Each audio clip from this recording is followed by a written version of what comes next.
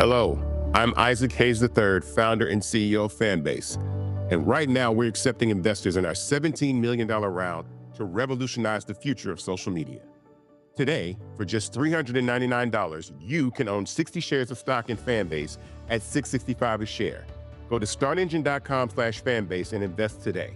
While the big platforms have grown too massive and disconnected from their users, Fanbase is building a platform where creators and users truly come first. We've already raised $8.6 million from everyday investors who believe in this vision, and now you can join them. This is your chance to invest in a social media tech company with over 1 million users that is disrupting media by allowing anyone to reach all of their following and monetize their content from day one. The market is changing, big platforms are failing to serve their users, and Fanbase is stepping up to fill the gap. Don't wait until it's too late. Invest now. Invest for yourself and your future. Go to startengine.com/fanbase and own the future of social media.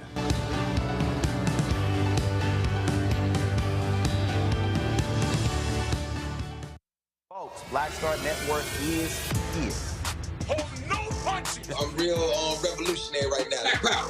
Support this man, Black Media. He makes sure that our stories are told. Thank you for being the voice of Black America, Roland. Stay black. I love y'all. All momentum we have now, we have to keep this going. The video looks phenomenal. See, this difference between Black Star Network and Black-owned media and something like CNN. You can't be Black-owned media and be scared. It's time to be smart. Bring your eyeballs home. You dig?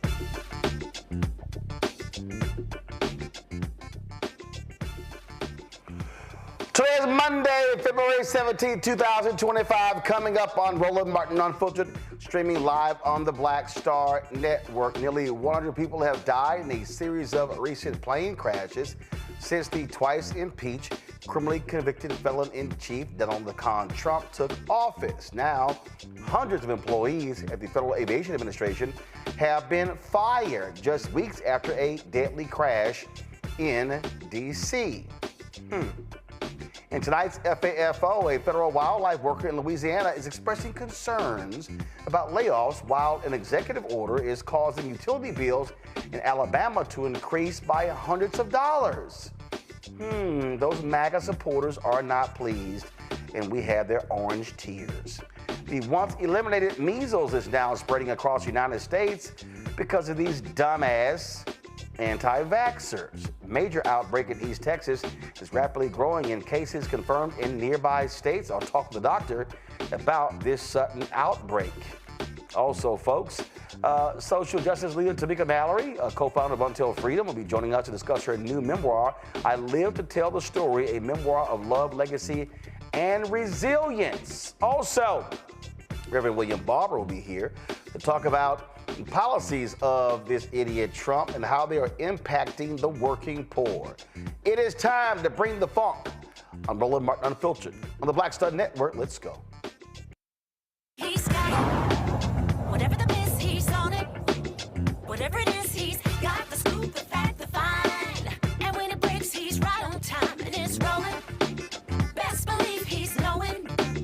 Putting it down from sports to news to politics. With entertainment just for kicks, he's rolling. It's on go, roll, roll, y'all. It's Roland Martin, yeah. Rolling with Roland now.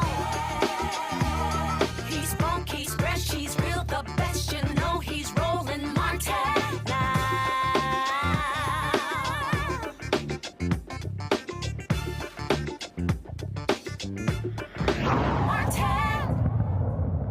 We truly have idiots who are in control of the federal government. That's right, Elon Musk and his dumb Doge workers are creating all sorts of havoc, firing people left and right, even though they don't even bother to research what they actually do. They're just, what the hell? We're just gonna fire people.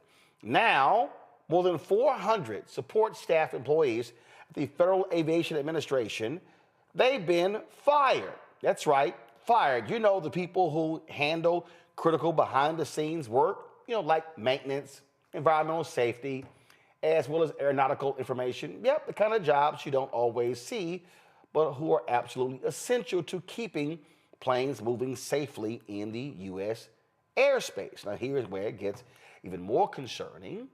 These terminations come just weeks after a tragic mid-air collision in Washington, D.C. that killed 67 people.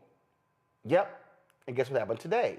A flight from Minneapolis to Canada, guess what? Serious winds, it then flips over and 80 people word came out. Now, you've had some also private aircraft that have been involved in air crashes as well. Now, these idiots at DOGE, their mission is to so-called streamline federal agencies and reduce workforce costs. And this round of firings is part of those cost-cutting measures. Let's be clear. Air traffic controllers themselves weren't affected. They're protected under a different union, but trust me, they're coming after them. These union leaders say these support staff losses could still seriously impact aviation safety. David Spiro, who leads the union representing these workers, said that those emails started rolling in late Friday night and kept coming. And here's the part that hits home. They weren't just numbers on a spreadsheet. These were people, real people, people like us who work hard to build careers and provide for their families. And many of them had just been hired or promoted within the last year. The National Air Traffic Control Association, they're still assessing the potential risk, but with air travel at an all-time high, there's a lot of concern that these cuts could put even more pressure on the system. But it's not just the FAA. Do y'all realize that these dumbasses actually fired personnel that oversaw the nation's nuclear arsenal. Who thought that was a good idea? More than 300 workers this weekend were fired. Then the dumbasses in the Trump White House like, yeah, we might need them. So then they started trying to call them, couldn't reach some of them, to rehire them. Y'all, this is the people with some of the most sensitive jobs in the federal government who oversee the nuclear arsenal. But the so-called rocket scientists working with Elon Musk, they were just like, yeah, whatever. We'll just sit on a spreadsheet. We're just going to slash people. Do y'all see what's happening? Agency after agency. And then they're claiming, oh, we're saving $6 billion a year. They can't quantify it. Then they keep saying tax savings. Actually, it's not tax savings because it's money that's already being allocated, being budgeted. Then they're saying that, yeah, this is going to make us more efficient, but you don't know what they actually did, and you don't know the down-the-line impact and who they're actually hurting. The idiots, they're just doing whatever they want to. And guess what? Look at the polling data. America's like, oh, yeah, we like what they're doing until it impacts you. 67 died in that plane crash at DCA. What happens when you have the next plane crash? The next one. And then train derailment. Then what happens when they're getting rid of the safety folks when it comes to cars? Then what happens when it comes to our water, our food? They're whacking the people in the CDC who track things like bird flu. Okay, so then what happens next? This is what these fools voted for. And later we're going to show you how some of these people who voted are now crying. In fact, the Wall Street Journal did a big story, and these were, I thought they were only going to do that stuff. What they weren't going to do over here, they told you they were going to do all of it. And see, this is the other thing that really gets me. I'm really interested in the people who go, well, I know they said these things in Project 2025, but I didn't really think they were going to do them. I had that conversation yesterday. I was walking back to my hotel in San Francisco, leaving the NBA All-Star Game event, and a brother stopped me, and he actually said that. He was like, yeah, I think a lot of people, they voted because they didn't think they were actually going to do it. I was like, they told you. Axios first reported in 2021. Project 2025. New York Times followed up with that. We told you about their reporting. We told you about Project 2025 in 2021, 2022, 2023, 2024. Vice President Kamala Harris told you repeatedly. It was all at the Democratic National Convention. Taraji P. Henson told you at the BET Awards. All these people. But see, here's what I think happened. This happens all the time. It's not my backyard. I want them to cut that. Ooh, but not this here. Don't cut this here. In fact, that was a tweet I saw. Alaska Senator Lisa Murkowski. She actually, in reference to Russell Vought being confirmed, she talked about how it was important to bring trauma to the federal workers. She was defending her vote for Russell Vought. Yet when they started slashing cuts, including 100 Native Americans in Alaska, all of a sudden, Lisa Murkowski is shot. These are critical jobs. You got Katie Britt, senator in Alabama. Oh, when they start slashing those dollars for research hospitals, they forgot those universities are in their states. I can go on and on and on, all around the country. All of these red state senators. In fact, oh my God, I saw a tweet on the plane flying back home today. I saw a tweet from Senator John Kennedy of Louisiana, the same fool who voted for RFK, the same fool who likely is going to vote for Kash Patel, decrying the firing of probationary FBI agents and talking about how this is important to Louisiana. But y'all voted for the people who are doing the cuts, and y'all actually have oversight, and y'all won't actually even call a committee hearing and demand Elon and his team come there to address it. It's all because you are deathly afraid of the dictator Donald Trump. See, here's what I think what's going to have to happen. And it's hard because a lot of black people are going to get hurt. 1 in 5 federal workers are African Americans. And I told you MAGA's effort to defund black America. I think the only way we confront this is we're going to have total destruction. Now, I know somebody watching me right now is like, damn, bro, do we have to go that far? Yeah. I think the only way we deal with this is if these MAGA right-wing nutcases lose everything. That means farmers, you're going to have to file for bankruptcy. Because the billions you lost from USAID in Kansas and Texas, that means Georgia farmers, you're going to have to go belly up. Oh, yeah. That means that all y'all white folks in West Virginia, in Arkansas, and South Carolina, and Mississippi, who depend on those SNAP benefits, you're going to have to go hungry. Oh, yeah. All of these places. Oh, NASA in Houston, NASA in Alabama, SpaceX going to replace all y'all. Then all of a sudden, Republicans in Texas and Alabama going to be like, wait.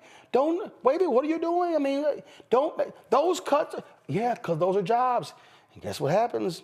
Those people have homes. Look what's happening in Washington, D.C. in the last 60 days.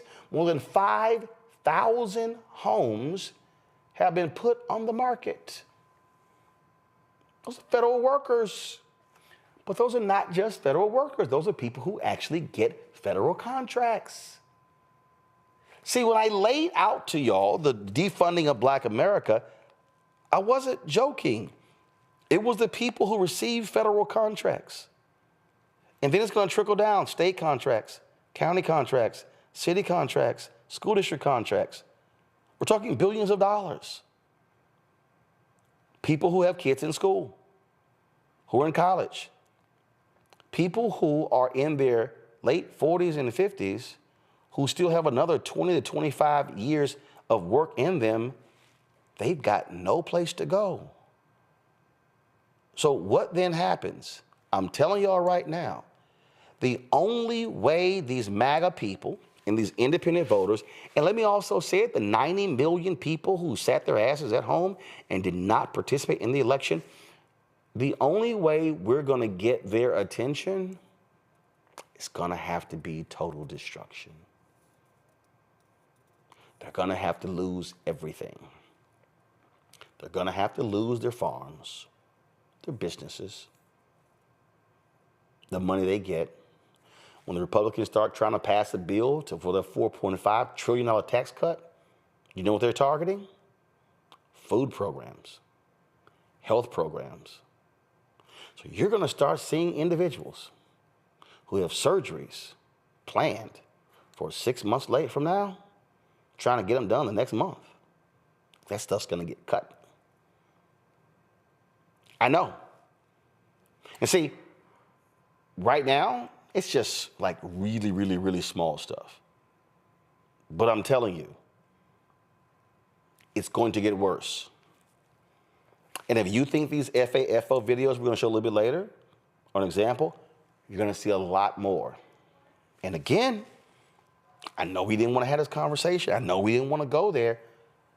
But we are going to have to see maximum pain inflicted on these fools for them to go, what the hell was I doing voting for this idiot? Y'all have heard me say numerous times, Donald Trump would not let any of these broke-ass MAGA white voters even walk through his hotel lobbies. They couldn't even walk on the grounds of Mar-a-Lago. He is a rich SOB who only cares about rich people. He played y'all. And I saw a woman this weekend who said that two of her brothers voted for Trump and two voted for Kamala Harris. A sister. I said, you better than me, because their asses couldn't come around me. And some of y'all brothers who actually thought Trump was going to be putting money in y'all pockets, y'all are in for a rude ass awakening. So when Republicans talk about woke, let me just go ahead and say this. Whole lot of y'all about to be woken up. Whole lot of y'all are about to be real awake. Because see, your stomach's going to be growling and your ass won't be able to go to sleep. You're going to be awake. A lot of y'all, that healthcare gets snatched. Oh, yeah. You're going to be sitting at home in pain and you're going to be wide awake. And then y'all going to be sitting there going, well, somebody, please, somebody stand up for me. And the Republicans who y'all voted for, the House and the Senate, they so scared of Trump, they ain't going to say nothing. Mass destruction has to hit this country in order for it to wake up from the BS that they have been fed. Killer Bethesda, communication strategist, joining us out of Washington, D.C. Also, Dr. Amakongo Debinga Sr., professorial lecturer, School of International Service, American University, author of Lies About Black People, How to Combat Racist Stereotypes and Why It Matters. Renita Shannon, former Georgia State Representative, joining us from Atlanta. Glad to have all three of you here. People hate when I say this. I mean, all weekend, people were stopping me in San Francisco, and they were like, hey, what do we do? What are we going on? Oh my God, I can't believe this. And I'm like, why can't you believe it? They literally told you over and over and over again. They told you what they were going to do. And they're doing it. And the people who voted for it are now realizing they're not just deporting people who are criminals. That's the thing that just really cracks me up. I mean, you're there in Georgia. Donald Trump, out of all that ass kissing that Brian Kemp, the governor, did, out of all that he did, giving his political machine to turn out and vote for Donald Trump. And what did the con man do? Yeah, we're not going to extend hurricane relief to Georgia. Thank you very much for your votes. Now y'all can kiss my ass. Right. And that's been a big deal here in Georgia. I mean, I had a 200-foot tree fall on my house, and I live in Decatur during Hurricane Helene last year. So it has been a big deal. But to your point, I mean, Project 2025 was the last advertisement of what Republicans wanted to do as far as slashing the federal government. And the reason why I say it was just the last advertisement was because for decades, Republicans have been leading with this sort of philosophy that the government is completely overbloated, and there are just so many people who exist and work in government as federal workers that don't need to be there, and we are just spending so much money, wasting money on a government that is far too large. And the reality is, just like how they would always talk about fraud in voting, but they never could prove it, this is something similar in that they are finding out, and the public is getting a lesson in how government works, is that these people were essential. Just because you don't quite understand exactly what every single person is doing within government, it's a system. And so when you take away one part of the system, it affects the other parts of the systems, and that has real life ramifications for everyday folks. And so unfortunately, we don't teach civics in this country. A lot of people don't understand what the point of having certain government agencies is. They don't understand what the point of having certain functions of government are really for, but a lot of it goes to health and safety of the general public. And so at the same time that the general public is learning what government does when you see services being taken away, it seems like the president is also learning it, because many things that he's done, as you mentioned, he's had to rescind. Feel easy to have this sort of broad, non-specific criticism of government. The government is just too big. It's too unwieldy. Okay. But then when you start, okay, what actually happens? What are those critical jobs? Again, I love the people in red states who complain about federal spending. Government's too large. Hurricane hits, tornado hits, flash floods hit, natural disasters, wildfires, mudslides. And it's amazing how the most libertarian, we spend too much, government's too big people.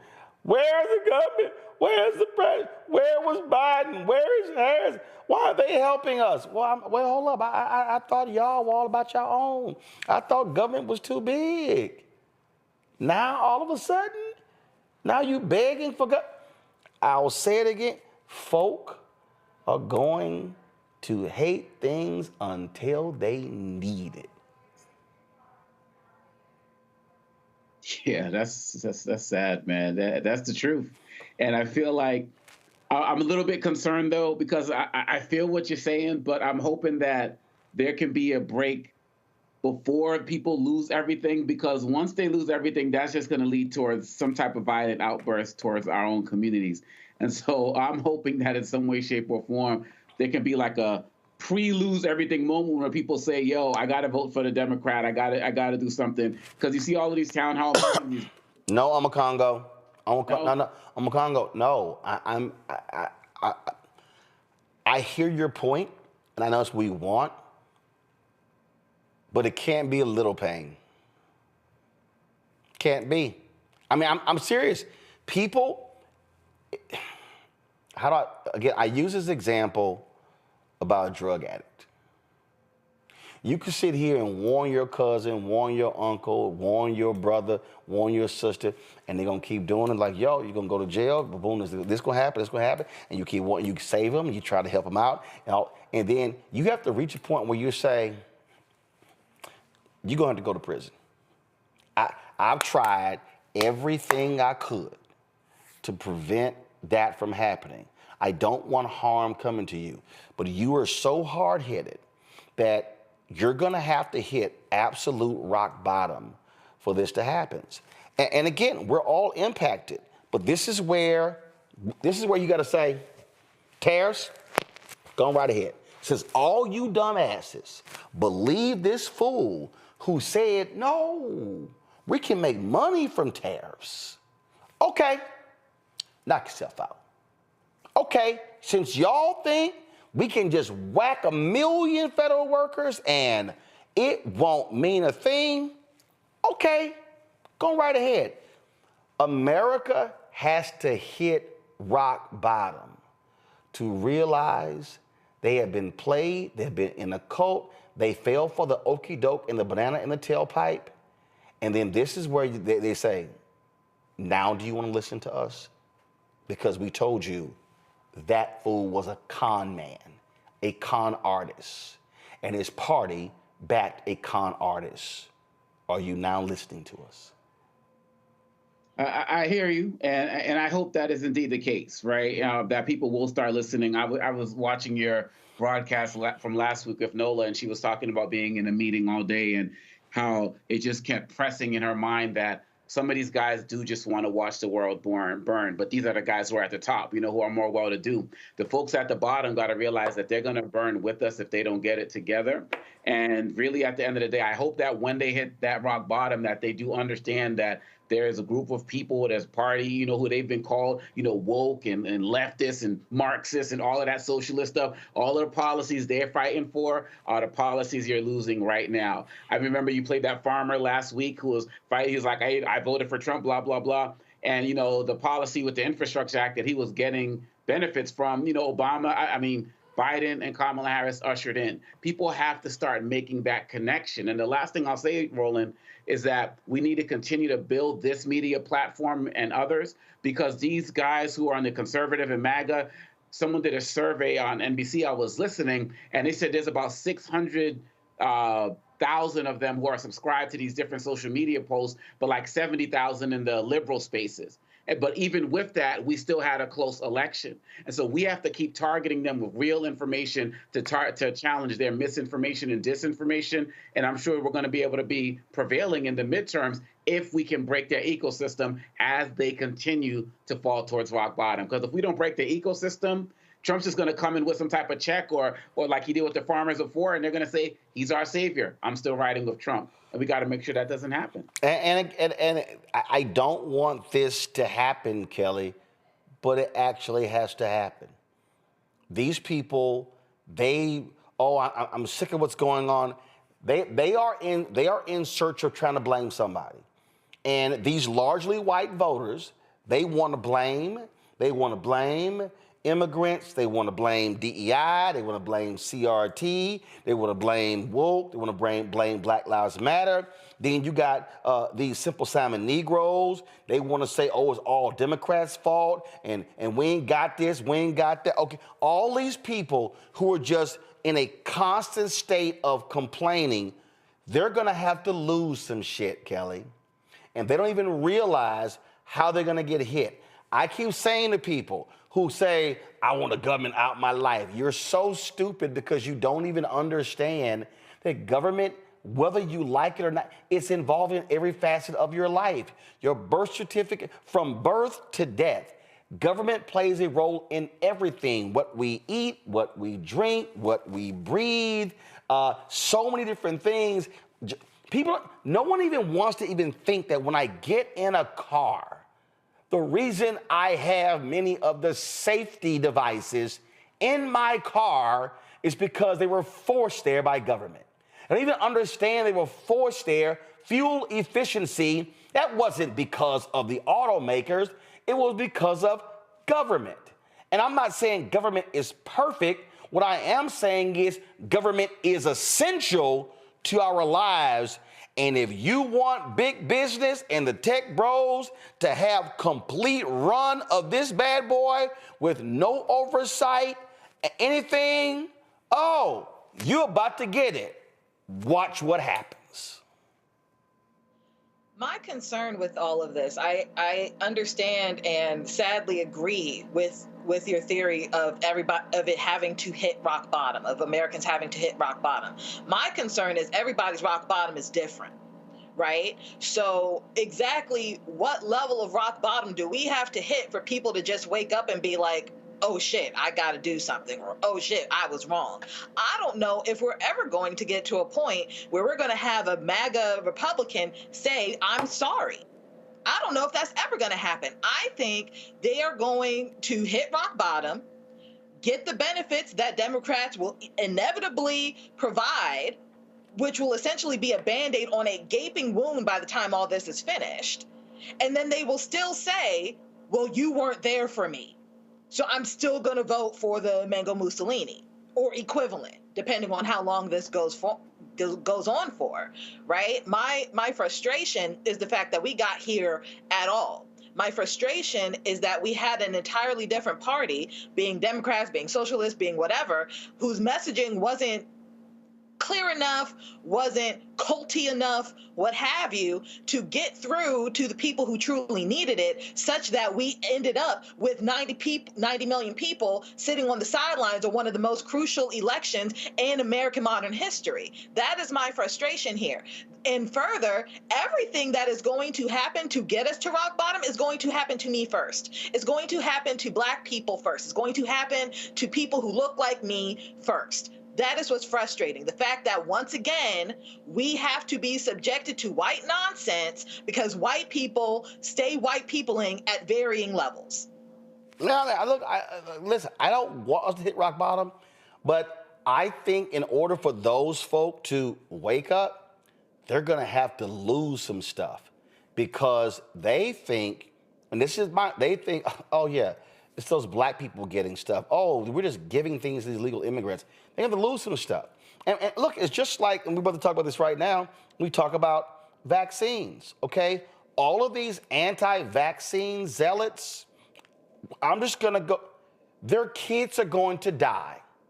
Mm-hmm. Their kids are going to have to die for them to go, oh shit, this thing is real. See, they're playing games. They're playing games. When I was on Piers Morgan's show, Clay Travis tried to get cute with me by, well, Roland, did you get the shot? Yes, I got 2 shots. Well, why didn't you get all 10? The government told you to get 10. I got 2 shots. And I went, but I got about 20 shots, got to go to Africa. No. See, he tried to play a game. I was like, I said, Clay, you can't get cute with me. The game won't work.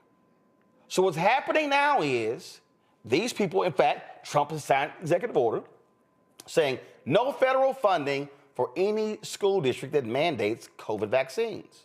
So their whole deal, now mind you, the COVID vaccine that was developed when that fool was there last time. So all of these people, this is how they're operating. This is how they're thinking. This is what their mentality is. And so they don't understand what we're now seeing even when it comes to vaccines. And so what is happening? We now have a vaccine breakout. We warned people this was going to happen. You now have an idiot, Robert F. Kennedy Jr., Secretary of Health and Human Services, who played a role in a breakout in another country because he was there advocating. He was advocating for no vaccines. So now, Texas MAGA Governor Greg Abbott and MAGA Lieutenant Governor Dan Patrick and the Republicans that control the Texas House and Texas Senate now have to deal with this. Texas Department of State Health Services.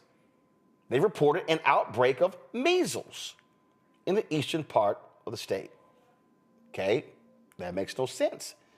The epicenter of the outbreak is the city of Seminole, which serves as the seat in Gaines County.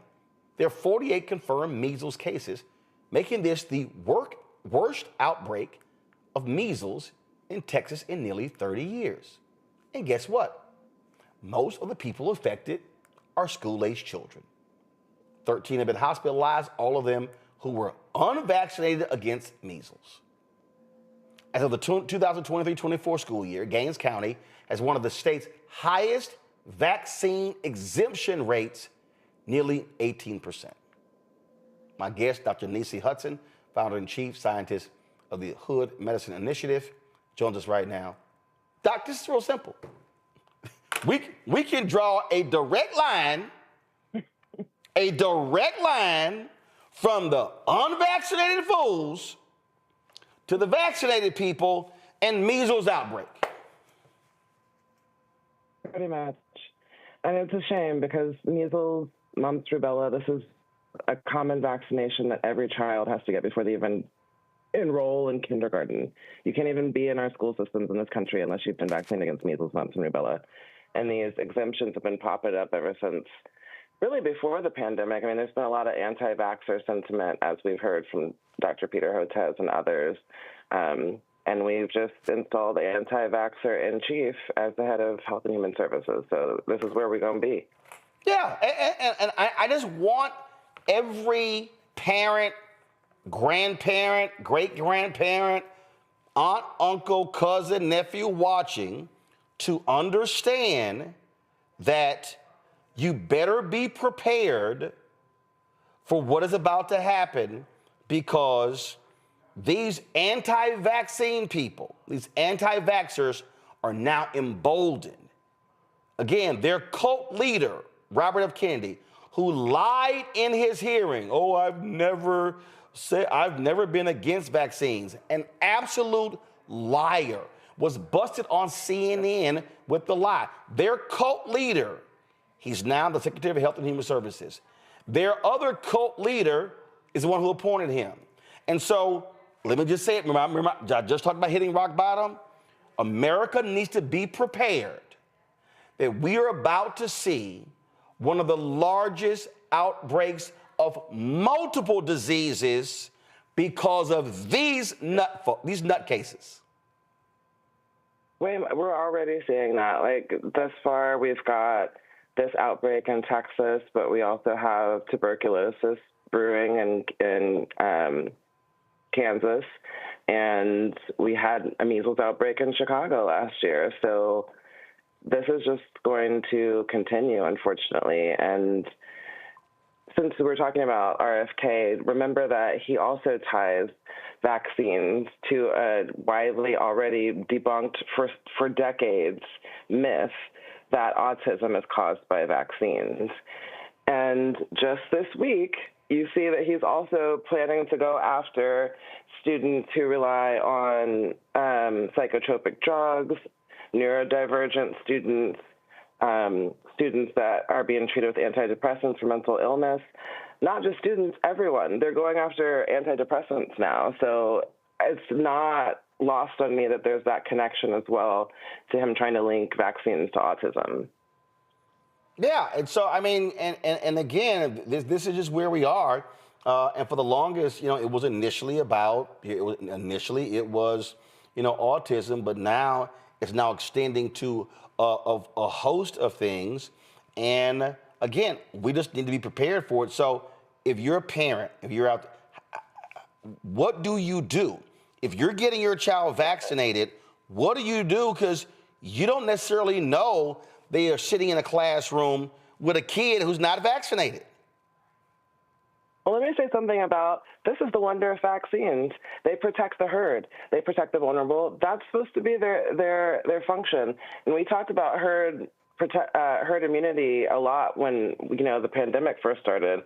And the whole point of it is to keep a certain percentage of the population vaccinated so that they protect everyone who's maybe not or maybe can't be, right? But like you said, with these rates of exemptions getting up to 18% in some counties, that skews that balance.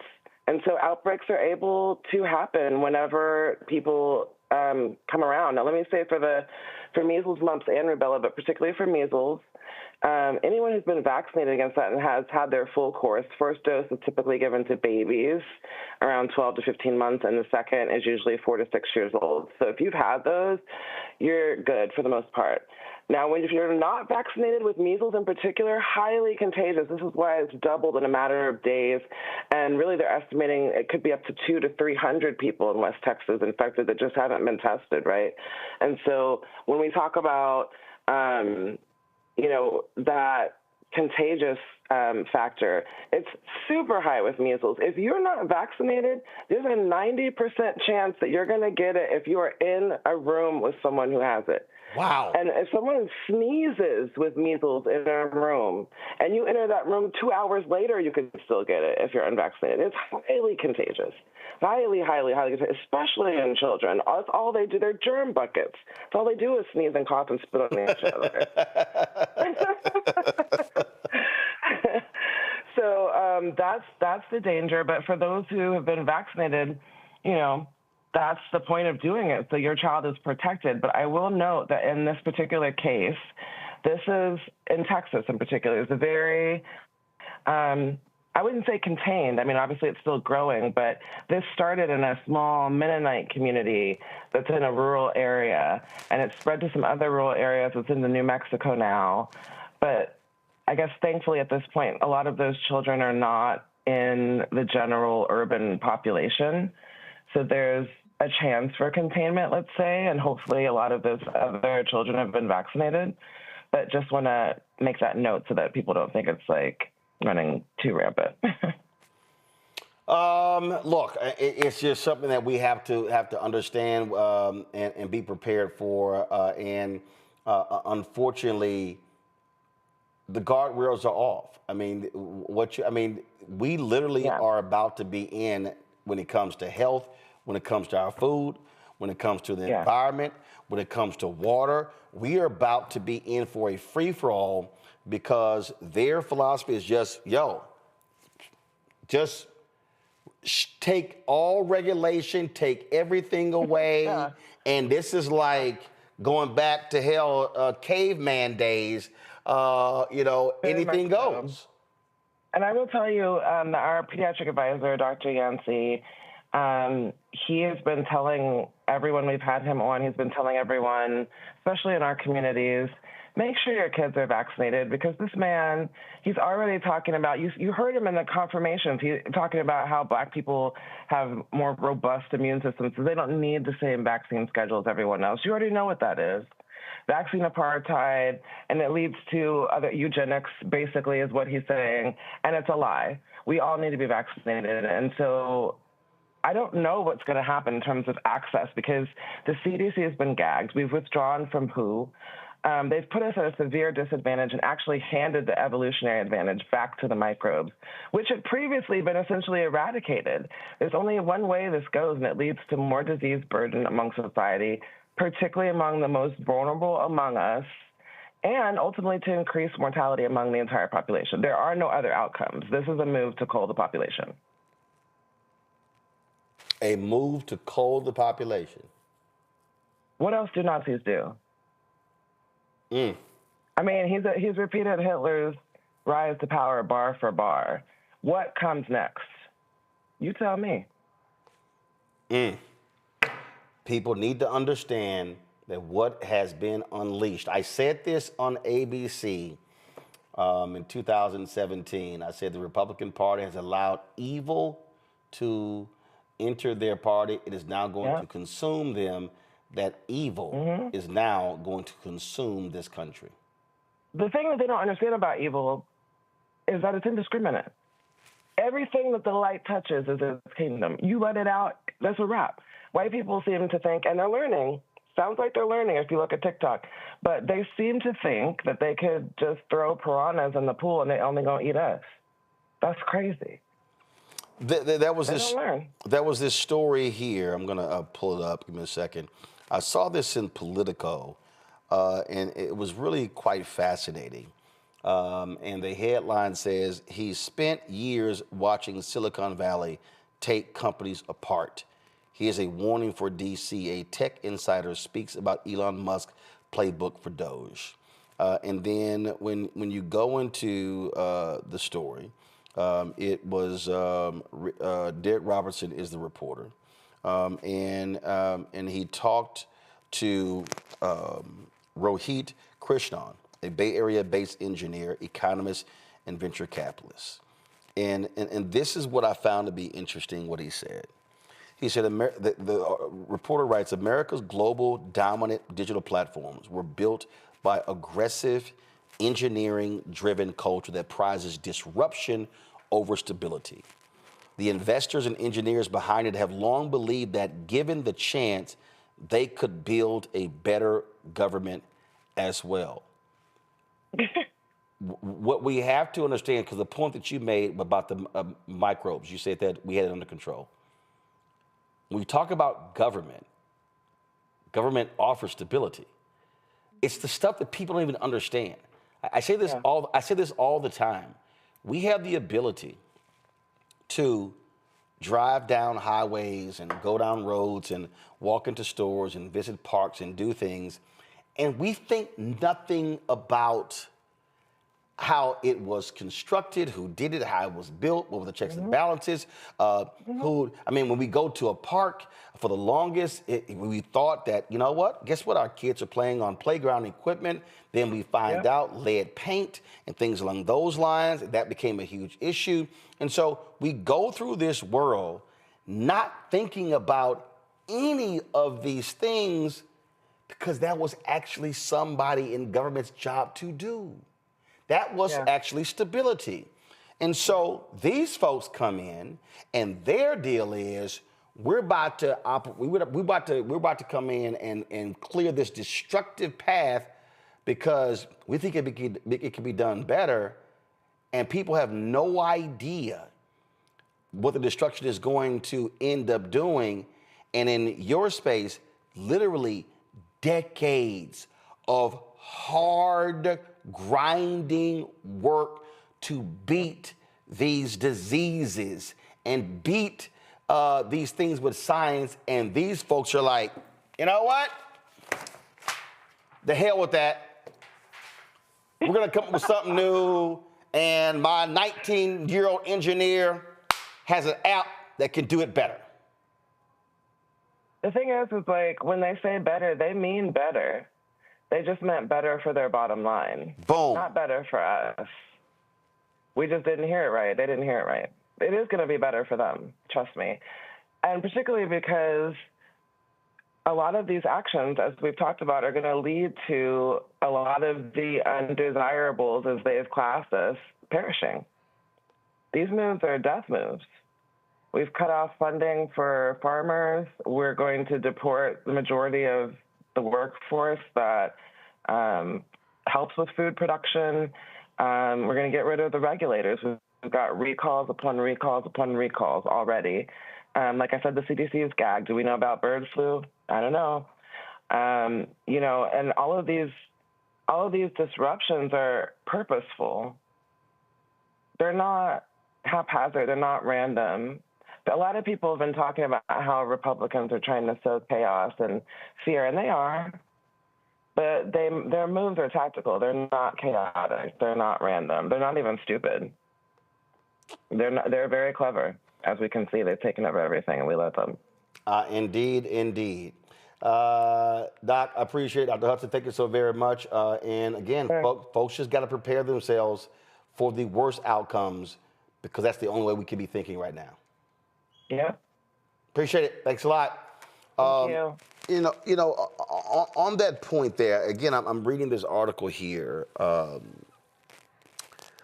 Congo, and it's really interesting because they say in this piece that the question was asked, many people have wished for decades that someone would run the government more like a business. Is this what they meant, or are Elon Musk and his group of 25-year-old coders doing something different? And what he writes is the fundamental concept is just that you throw them at the problem, they gather as much data as possible about where the money is going or who's doing what. Very simple, straightforward questions, arguably difficult answers, but straightforward questions. And then you use that information to create some sort of ranking, saying this is good, this is bad. Then you try to solve the bad. So the playbook in some sense is extremely simple. The difference here is that they're applying it to areas like the government, where maybe it has never been applied or it's really hard to apply because the downstream implications are extremely complex.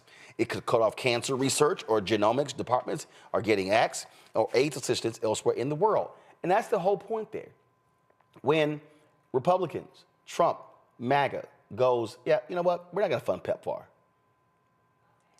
PEPFAR actually played a huge role in slowing down and impacting HIV/AIDS across the entire continent of Africa. It is arguably the greatest legacy of President George W. Bush. And this is something that if there's any moment where you want somebody to say something, this is where you would want former President George W. Bush to come out publicly and like, what the fuck are y'all doing? You have no clue what you're doing. But too many people are remaining silent. And these folks, and as we talked about last week, the head of the UN AIDS agency says that the decision to cut off this funding could add 6.7 million new AIDS cases, deaths in the next 10 years. This is life and death. 71-year-old woman in a refugee camp in Thailand from Myanmar died because when the money was frozen, the USAID money, that paid for the oxygen at the hospital she was going to. So a person sitting here, again, some 22-year-old coder, knows nothing about the downstream impacts. And what people don't understand, all these people, like all these people who keep yelling, deport people back, stop spending money abroad, don't even realize that a lot of the money that we're spending abroad actually keeps people in their countries. It plays a role in stabilizing other governments. It's just nonsensical how some of these people are thinking. And I would add to that a very large portion of money that's spent on organizations like USAID, it comes back to the United States. Just like with defense contracts and all of this other types of money, it pays salaries for U.S. individuals. Look what's happening with the farmers whose feed is and grain is rotting in the Houston airport somewhere because they can't ship it overseas right now. That disconnect that Americans have with the role that they play in other parts of the world is one of the reasons why we're here today. We can talk the same thing as relates to Ukraine and the like. And so when you talk about the woman in Thailand, and you could probably multiply that by a few thousand right now. And these coders may not know this, but I'm pretty sure, and it kind of ties into your interview with the doctor, Elon Musk knows this. This is part of his design. Because USAID helped topple apartheid in South Africa, and the hatred that he has towards Africans and Black people is part of his design to see people die and to see people suffer who come from these spaces. And it's unfortunate that people can't connect the common humanity for that to be a problem, like the woman you mentioned in Thailand. And we're going to see, and USAID doesn't only, and the example you gave is also great because it's sad but great, because it's a reminder that USAID doesn't only feed or help children in African countries. It helps people in European countries, in Asian countries, but people attach a Black face to it. But people don't have that kind of sympathy, Roland. And so I feel like at the end of the day, what needs to be happening right now is people need to be reminded of how connected we are as a society. We all live in this Me TV era where we all got our social media platforms, looking at ourselves all day, sharing our own food on Instagrams and so on and so forth. We get disconnected, not us here, but society has become disconnected from each other. But what Trump is showing us right now is that we are connected in so many ways, and that they should not be turning over the government to a bunch of business guys, to a bunch of guys calling themselves all these crazy names on LinkedIn, 20-something-year-olds. And we had a businessman run the country in 2016, and look what he did. And I'll be very honest, Roland, the amount of depression and sadness I'm seeing right now, it's kind of feeling like we're in the COVID pandemic all over again, right in the beginnings of it. And that's people need, and that was also in part caused by Trump, who got rid of the pandemic response team and lied about what COVID did. And now look what he's doing, getting rid of this agency. I just read they got cuts at the FDA now, and the medical devices and tobacco companies, agencies, more cuts today. So he's doing the same thing all over again. This is what happens when we turn the government over to a businessman, particularly a failed one. Go back to my article. Go back to the article. Because this is what jumps out at me, and we actually are seeing this, Kelly. Said most of Washington was expecting them to not really be able to accomplish anything. In a sense, they're both right, because I don't think they've accomplished a whole lot in a practical sense. They've cut funds that aren't going to make a dent in the federal budget, but on the other hand, they have also entirely disrupted the way most people think government should work. It's not a technical victory, but a cultural victory, which is a very weird thing to get out of a bunch of technocrats who are sitting in Washington, and it's only been 3 weeks. And I think he's right. Kelly, when they claim these savings, they can't back it up. And then what they do is they take 4 or 5 programs that were funded. Oh, they're funding this for transgender or LGBTQ. They're funding this. And so they take these things that are pulled out, and you think it's hotbed. Oh my God, I can't believe our money is being wasted. And that was $2.8 million or $1.6 million or whatever. And people go, see, there you go. But they quantify nothing. They back it up with nothing. They have nothing so it comes across as just, cut just to cut, disrupt just to disrupt, and then let's just keep people just on their heels, and we're just going to overwhelm them with how we move. But they're actually not making any real gains. They're disrupting hiring processes and things along those lines without any care of what will happen in 3, 6 months, 9 months, or a year. Again, I go back to my frustration about the fact that this is happening because people voted for it. Yep. This is happening because people voted for it. This is happening because we screamed. I mean, we being people on this show, and people like us on other shows and other networks and other platforms have been screaming at the top of our lungs for damn near 8 years. This man ain't shit. Like, I can't get that part out of my head. The fact that we have been the canaries in the mine for almost a decade, and people still didn't listen. And we are now in a situation where everybody's about to find out because a couple people fucked around. That is what is bothering me about this entire thing. The fact that this is going to impact so many more people than the people who voted for it, right? I mean, I believe you said on your show a couple days ago regarding COBOL and how these babies don't even know the COBOL system regarding Social Security numbers and thinking people are getting Social Security from 150 years ago. Social Security didn't exist 150 years ago. What are you talking about? This is how the codes are run for people who don't have any Social Security in the system yet.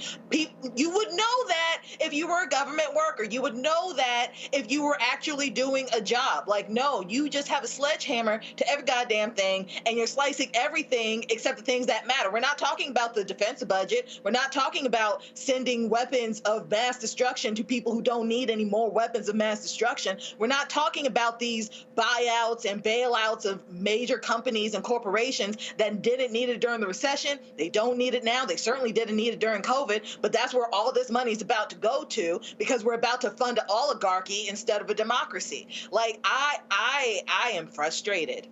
I am very, very frustrated. So this, and this isn't going to be the last time we're going to be talking about this. We're going to be talking about this for the next 4 years, if there's 4 years of the United States of America left.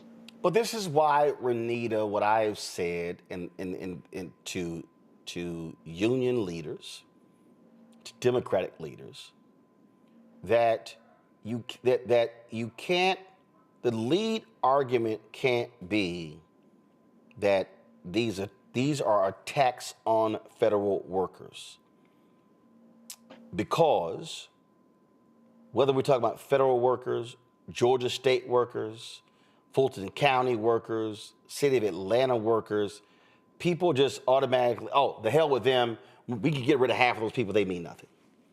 And so I've said that the focus has to be on the people who are impacted by the work of those federal workers. Right. That you have to connect. So again, how I see this, if I'm Ken Martin, the chair of the Democratic National Committee, and Donald Trump makes the decision, no hurricane relief extension for Georgia, I am notifying my Georgia State Party chair, and we're notifying every county chair, nail this, hammer this, have protest, every county to media to drive that point home. I'm not arguing over FEMA workers. I'm arguing over Georgia voted for this man. He won the state, and now he's saying the hell with the state. You have to, the light has to be on the people impacted by the cuts. And not the workers first. The people first, and then the workers are the ones who are delivering these things to them. They are a second. That's how I think you have to capture the hearts and minds of people in the narrative and the storytelling. And frankly, I think Democrats are failing miserably at doing that.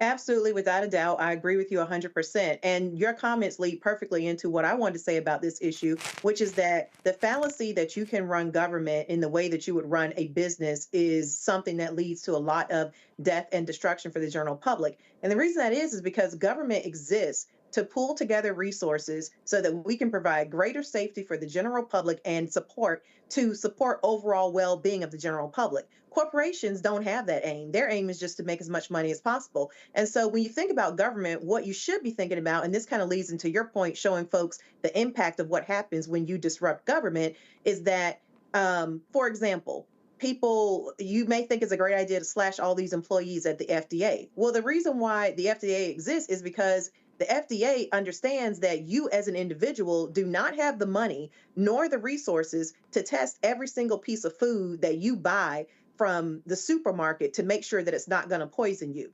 You don't have those resources. You don't have the labs, and you don't have the money to test all that.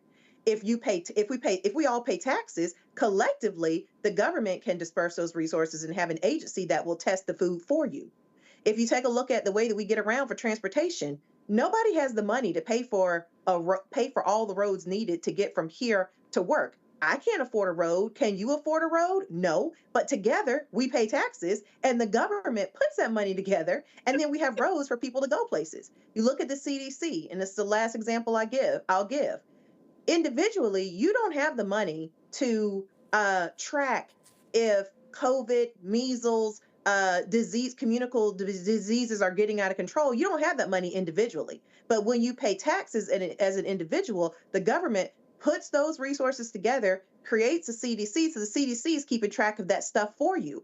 And so that is the function of government, is to pull together resources so that you can have better support and increase the well-being of the general public. And that is not what corporations do. And so I disagree with the article saying that this is a cultural win. It's not a cultural win, because people are going to very clearly see what happens when you just go and slash these agencies that Republicans have been saying for decades are bloated and just need to be run like a business, and they should just be cut in half.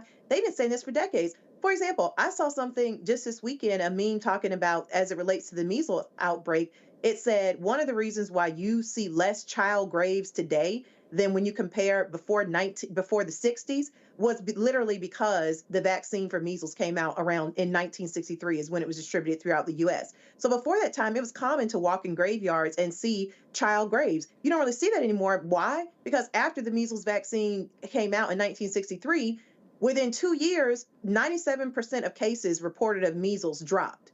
That is that's the power behind having an agency that is tasked with tracking communicable diseases. That is the power behind going with programs and things that have been set up for your well-being. And so I really think that, unfortunately, like I said before, people don't read a lot and people don't take time to understand all this. And that's not, a knock on the general public. But there are a lot of people who are having to learn right now through experience that what the Republicans have sold the country is just not something that is actually workable. It's not something that's sustainable. And it's not something that actually goes to your well-being.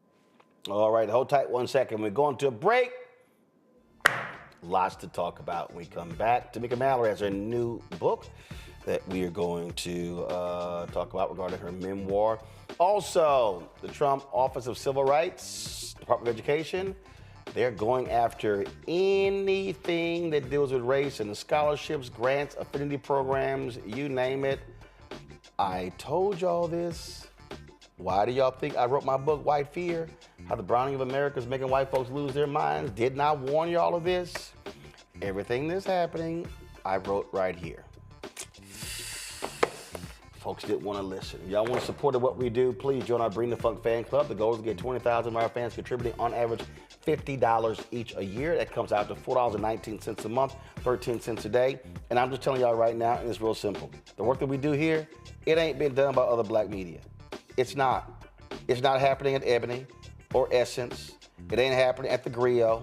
It's not happening at Blavity. It's not happening at Black Enterprise.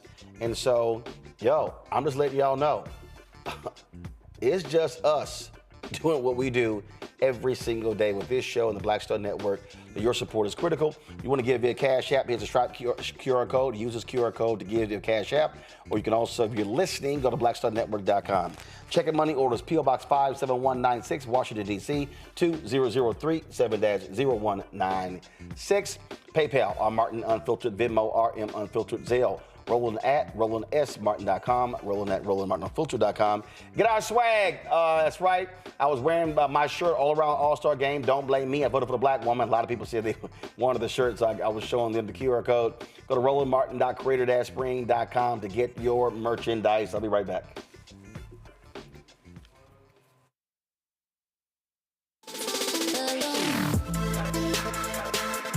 Hey y'all, welcome to The Other Side of Change, only on the Black Star Network and hosted by myself, Bria Baker, and my good sis, Jamira Burley. We are just two millennial women tackling everything at the intersection of politics, gender, and pop culture. And we don't just settle for commentary. This is about solution-driven dialogue to get us to the world as it could be and not just as it is. Watch us on the Black Star Network, so tune in to The Other Side of Change.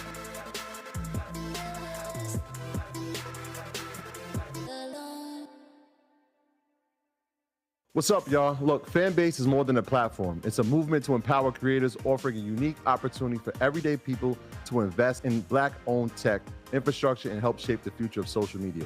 Investing in technology is essential for creating long-term wealth and influence in the digital age.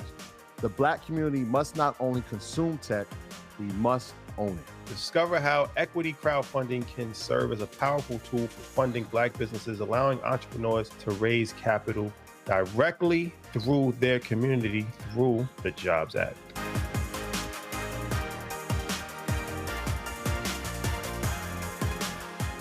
On the next Get Wealthy with me, Deborah Owens, America's Wealth Coach, have you ever had that $1 million idea and wondered how you could make it a reality?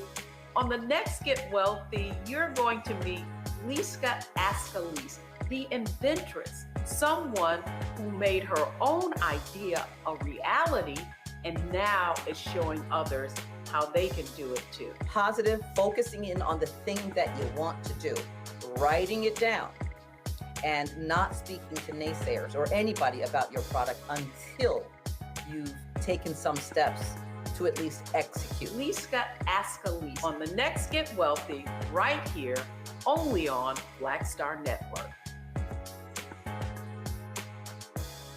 Hey, what's up? It's Tammy Roman. Hey, it's John Murray, the executive producer of the new Sherry Shepherd Talk Show. It's me, Sherry Shepherd, and you know what you're watching, Roland Martin Unfiltered.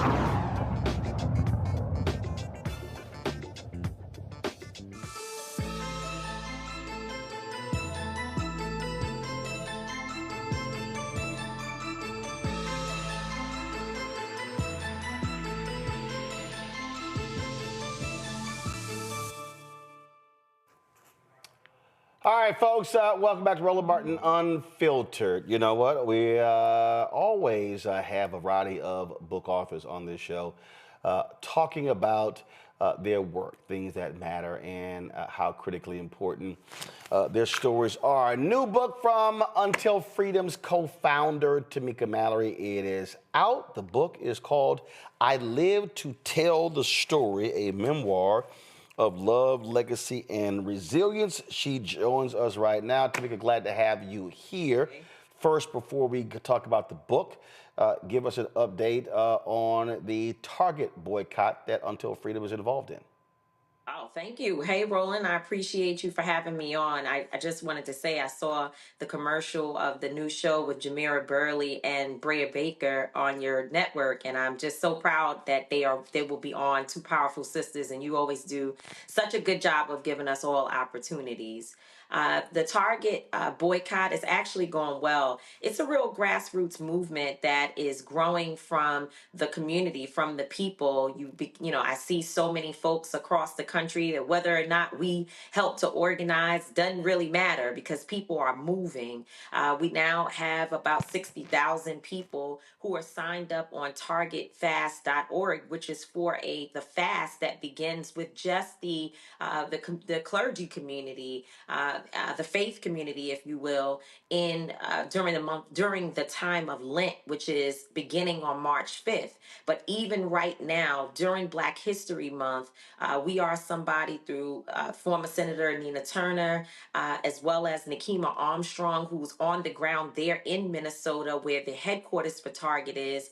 They're already organizing. We are organizing, and people are really, really engaged. I think that folks are looking for something that they can do in a way that they can really show their frustration and disappointment with these companies that have cowered, if you will, to this very racist and sexist and every other opportunity to take our rights away and to return us to a time that we fought so hard to move away from. And so it's going well, 60,000 people, and the fast hasn't even started. We still have weeks to get that. Of people signing up towards the 100,000 goal is a good thing. And there's some people who are not even signed up at all, but they're already boycotting.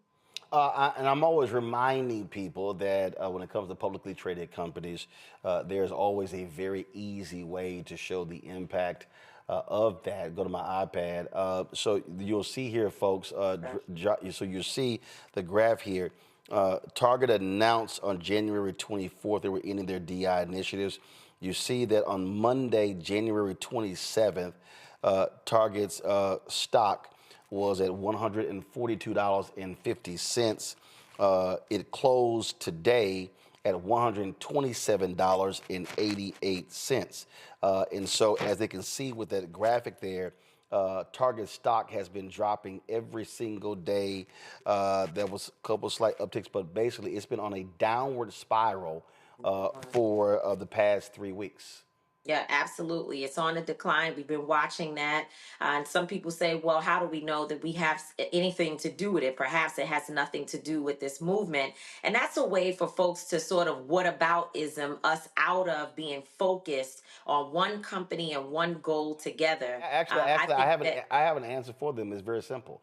There are 5 major big box retailers in America: Walmart, Target, Lowe's, Home Depot, Costco. Those 5, Amazon actually is number 6, the largest retailer. I take them out because they're digital.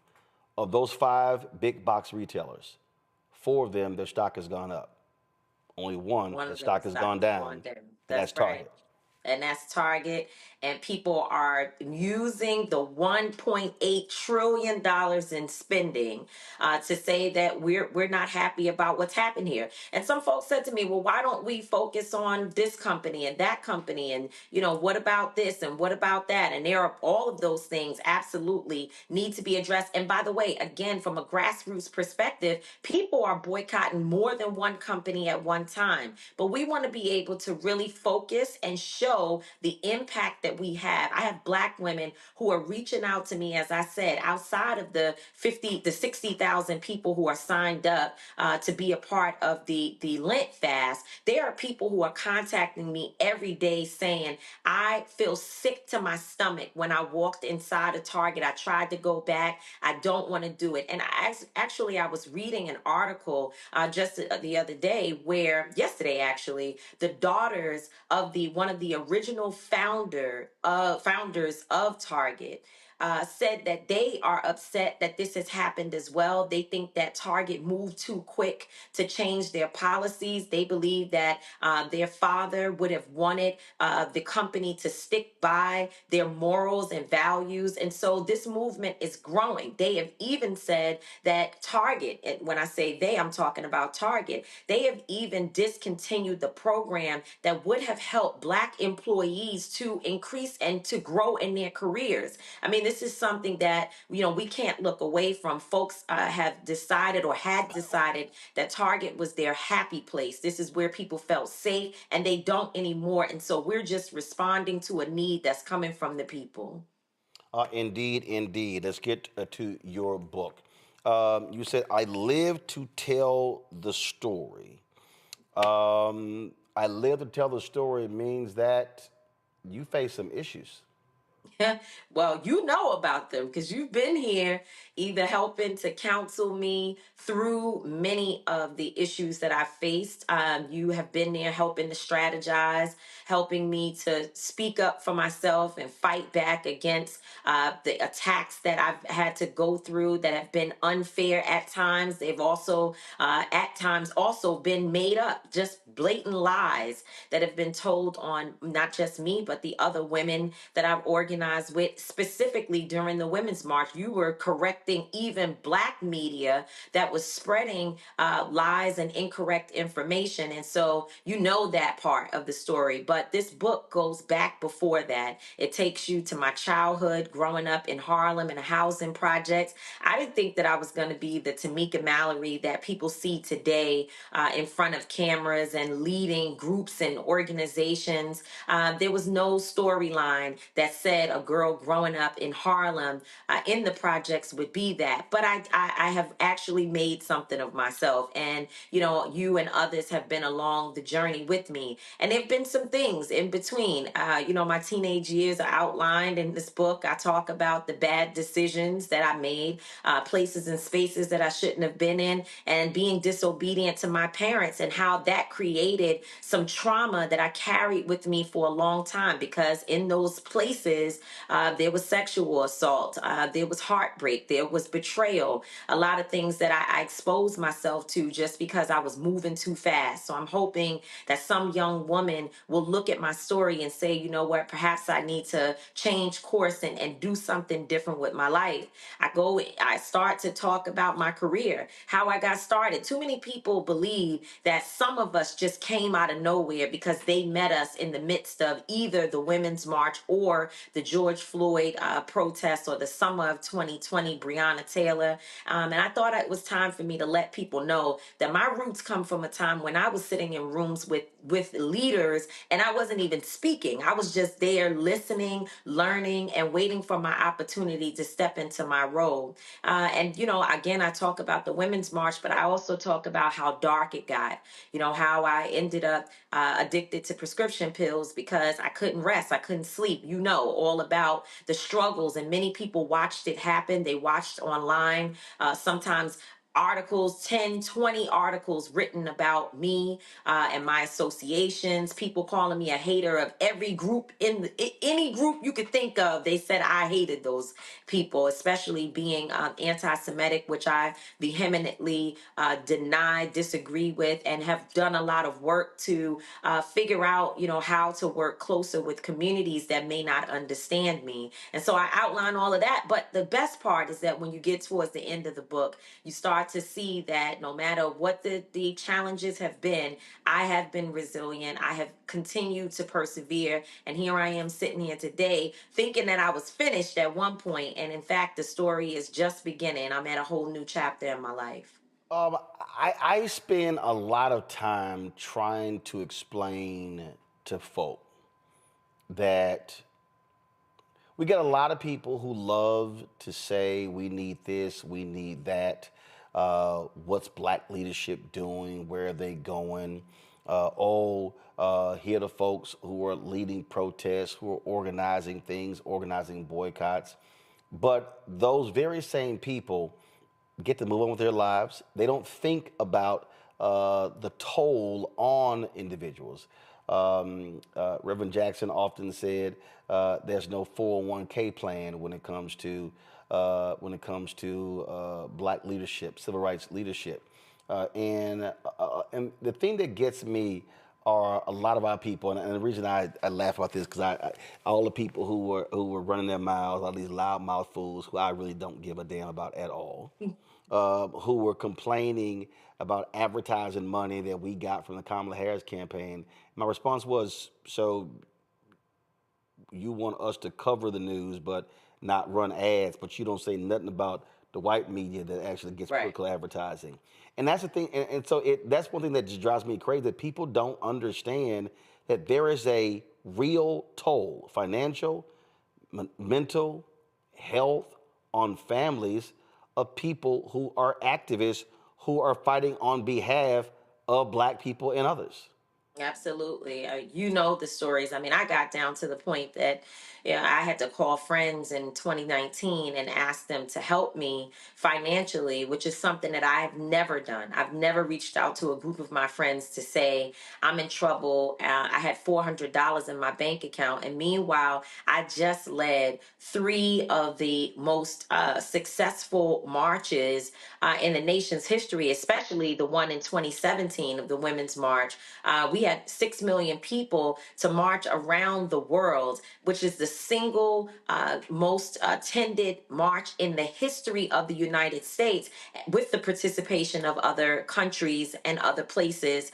And you know, here I am at this point doing all of this, going to white women's homes, just telling them the truth. I didn't change my messaging. I didn't change who I was. I went into their homes and I told them, hey, you know, here's the problems. Here's the bias. Here's your blind spots. Why didn't you fall out with your family before the election of Donald Trump that time in 2016? You should have been getting thrown out of the family occasions because you should have been speaking to the issues around racism and sexism and fascism at the kitchen table. And now here you come and you want to join a movement and really come into the movement. And in many ways, it is a danger to the safety of women of color color because anything we say, it hurts your feelings. And I literally was having those conversations, being paid to talk about that with white women who were on a trajectory to finding themselves and finding solutions together. And out of nowhere, I had no speaking engagements.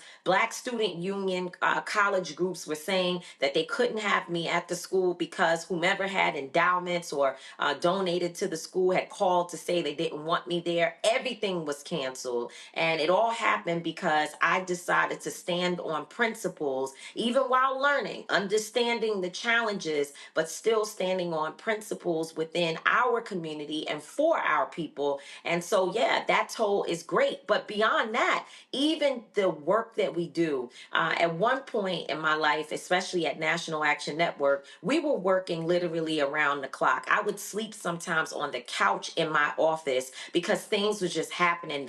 You know the family, Sean Bell and Trent Benefield and Joe Guzman, Amadou Diallo, and the names go on and on. Of course, Eric Garner, all of these families, Trayvon Martin, that we supported, we worked around the clock. And there were times when tired is not a good word. That's not a sufficient word to describe how the toll that it took on my body, on my relationships, on my relationship with my son, which I also talk a lot about in this book, where he and I had many challenges because I wasn't home as much as I needed to be to give him the type of love and support that he needed. And so all of that is there. And it just like you, it is not just frustrating, but it pisses me off when I hear people who do primarily nothing except find ways to bring awareness to themselves and with a little side of community. So they do self mainly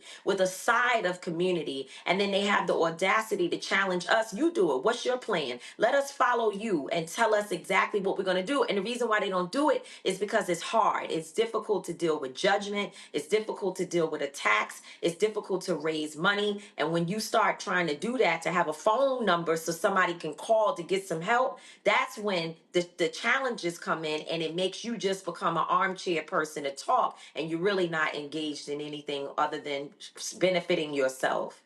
Back to the point that you made about having $400 in your bank account. And I remember when there were people mad about a Cadillac commercial or PSA. Then you'll have these people, you're writing books and you're profiting off of the movement. And so that they love saying that, but they ain't around when you're broke. They're not around. I remember being on the FaceTime with you. They're not around when the whole house, all y'all got COVID. Y'all were in Louisville. Y'all were in Louisville fighting for Breonna Taylor. You know I don't forget nothing. Y'all were in Louisville fighting for Breonna Taylor. And again, these folk, they at home. They're at home with their families. They enjoying whatever they want to do, playing their video games, playing golf, going bowling, going to parties, going to brunch, while y'all didn't move there. And then the security threats. And people who knew your identity and knew the addresses you were staying at. Now all of a sudden, y'all are scrambling because literally your lives are in danger. Absolutely. And so all these folks are chirping, not understanding when all of this stuff is happening. And that's the thing that just pisses me off. And a lot of this y'all can't talk about because you're so busy trying to bolster the spirits of a Breonna Taylor family, a Sean Bell's family, Michael. I mean, it goes on. Eric Garner's family, Michael Brown's family, and so that's the thing that just drives me crazy. And why a lot of people say, "Man, I ain't trying to put it all on the line because I'm not trying to take all that on." Absolutely, a lot of people say that, and guess what? We're okay with it. I have people tell me all the time, I love you, sis. I appreciate what you do, but I'm going to send you this $50 because I'm not going to be out there with you. And we accept it. We get that. We don't want people in our way either while we're trying to do our work. Even when I think back to the Cadillac commercial that, certainly there was a lot of controversy over it. People called up the Cadillac telling them that, I was the wrong person for the ad. I didn't do that because Cadillac called me. I did that particular ad, which was a Women's History Month ad, because a Black advertising agency called me and asked me to do it and said, you know what, we've been given the opportunity to work on this. We think you are the best person. We want to put someone like you in a position of that level so that people have to read about the story and what you do, your story, and the story of the families that you support and the issues that you're involved in. So I didn't call up Cadillac or Cadillac called me up and say, hey, why don't you come down here and sign a deal? But of course, people have a lot of assumptions. And when you talk about the COVID situation, you know, I always hear you say, we have to frame things properly. It's not just that we got COVID, because other people will say, well, I got COVID too. We had people who almost died. There were people who were so sick from being with us. They had health issues. And when we all caught COVID, our driver, Kevin Beatty, God rest his soul, he passed away recently. But at that time, Kevin was, you know, completely healthy. He was doing fine. He got COVID and got so sick that he was in the hospital. Another sister by the name of Toyera, the same thing happened to her. They had to airlift her. She was so sick. I mean, this is the toll. This is the sacrifice that we made. And I have pictures that I'm going to have to send you one day, so the next time I'm on, you can show them. I have pictures of Linda, Angelo, my son, and myself sitting on the side of a curve outside of a house that we rented in Kentucky, waiting to see whether the police or the white supremacists or who was going to show up, because we had all these police cars, we had helicopters, we had all types of surveillance items, drones over our home, and couldn't figure out where they were coming from. And we were worried. In the middle of the night, the whole security team said, everybody's got to get up because we don't know what's going on. These are the things that we went through. And imagine having my parents, who are elderly people, they're in their 70s, sitting at home not knowing what is going to happen to their daughter, who's saying, Mom and Dad, I'm committed. And the last thing I'll say is my mom had just had a stroke, and I left my mother in the condition that she was in, which changed her life forever, to be out there because my parents said, go and do it, but please, please, please be safe. Most of the people that I know that spend a lot of time criticizing us have never dealt with any of the things that I just mentioned, not even a portion of it. So I try my best not to really pay attention to it. I do talk about the criticism in the book and how it impacts, us, all of us, and how it leads to trauma. But at this point in my life, I'm with you. I don't really give a damn anymore, because I know that most people could not meet me in this struggle and outwork me. I think that's where we are. Either you outwork me or you shut up and get in line. When you think about, all the different cases y'all have been involved in, all the different, unfortunately, killings and things along those lines, what would you say was just the absolute hardest, mentally, spiritually, physically, to have to deal with and to carry? Because it actually is a burden to carry. Yeah, it's been many. It's been many. It's hard to really say one of them, because every single case, and as you said, we get so close to the family, we try to really be locked in, and so it's been hard. The Breonna Taylor story is one that breaks me down, and I would have to say somewhere between Trayvon and Breonna, those are two really hard stories for me that I can never get over, because neither one of them have received the justice that they deserve. And watching their mothers and fathers attempt to be so strong and to stand up to what the world wants from them, while also judging, while also crucifying, especially Breonna Taylor's family, people believing that they shouldn't have taken a settlement. They sold out. I mean, it's just so much. It's been hard, and trying to work with them. But I will say that it's not just police violence cases that keep me up at night. I think about someone like Shanquella Robinson, a young woman who was beat to death by by a group of individuals, at least one person, but it appears that more happened to her in that house in Mexico where she was on vacation with people who were supposed to be her friends. Mexico has said that they want to have at least one of those individuals to be extradited back to that country so that they can try her properly. And guess what? The American government, the US government, the federal government, and we know it's not going to happen now, has done absolutely nothing to advance that, to make sure that that family gets the justice they deserve. And then I think back to early on in my career where I helped to bury a 4-year-old boy. His name was Lloyd Christopher Lloyd Jr. Morgan, sorry, Christopher Lloyd Morgan Jr. There you go. And he was 4 years old, shot in on a playground at a memorial for someone else that had been killed. And his mother just happened to take her eyes off for 1 second. Next thing you know, they were shooting, and I had to help her find a special casket to bury her son. I will never forget that. So, and the reason why I bring those cases up is because that's not outside people. That's not the police. It's not the system. It's not the man. These are things that happen because folks that look like us took the lives of people who should have been protected. And, and I think that those are some of the situations that really keep me tossing and turning, because until we get to the point that those things don't happen at all, there is still so much work to be done.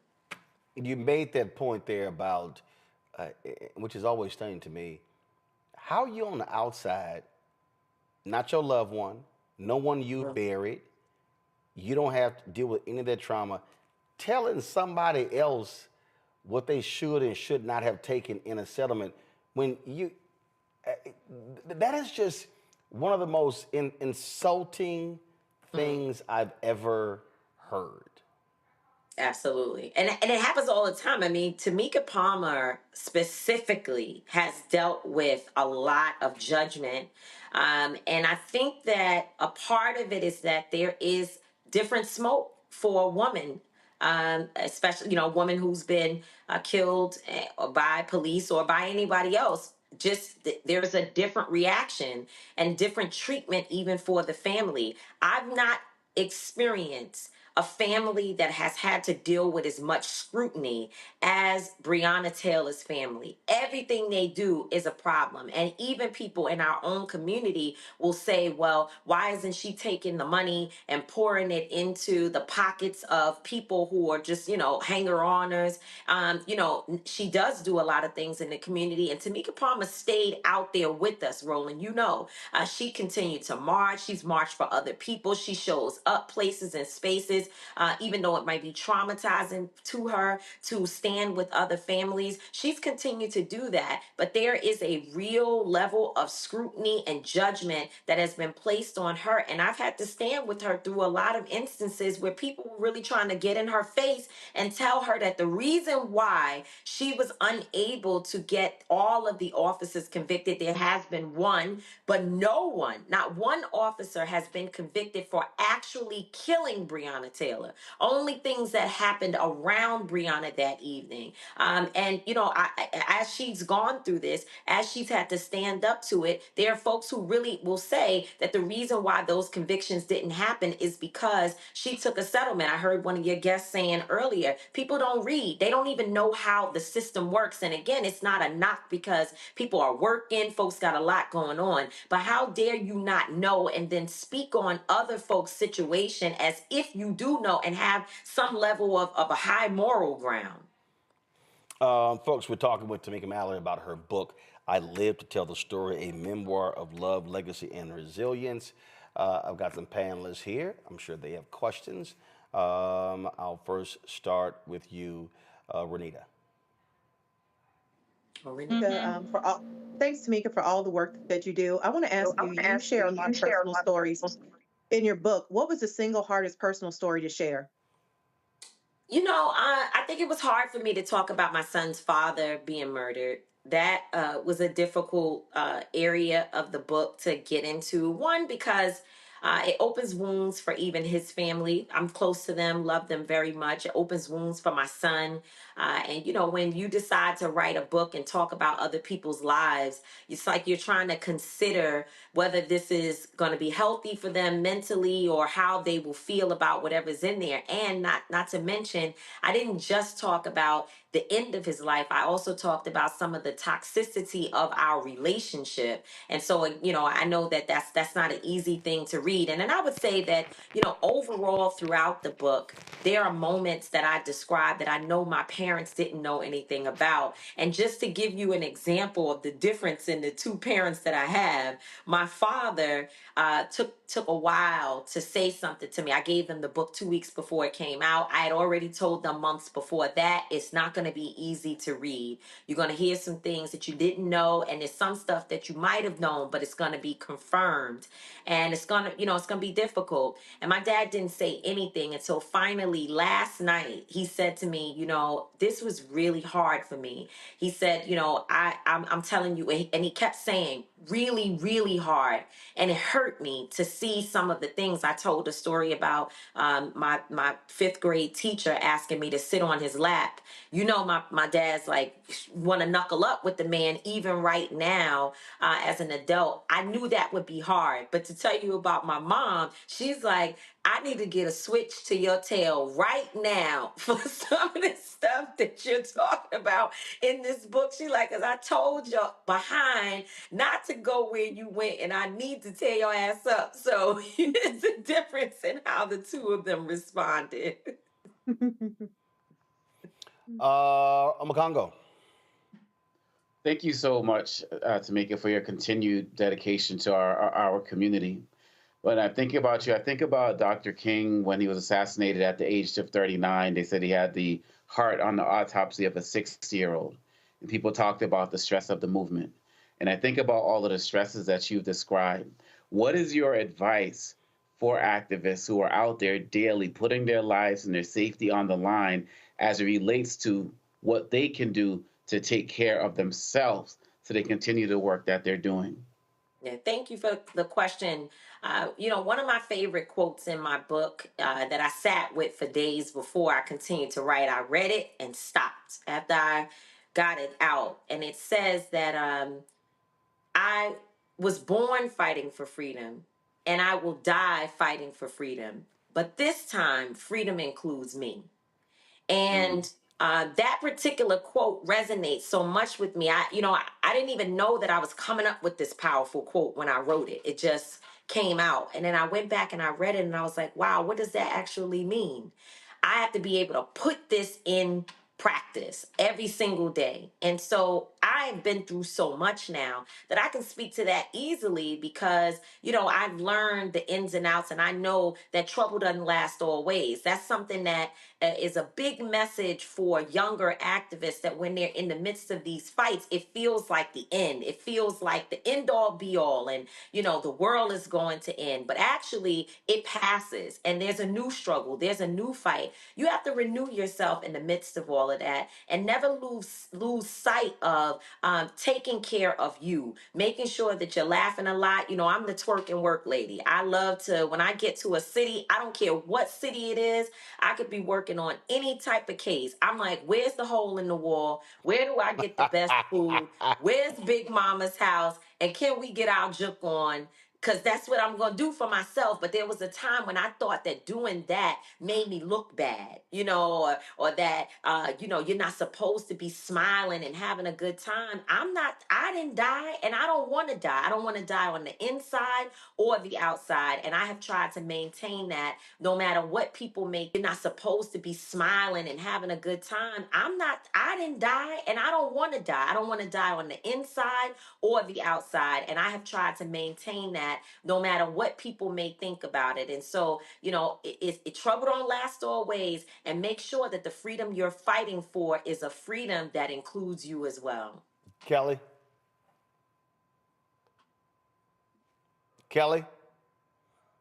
All right, Kelly froze there.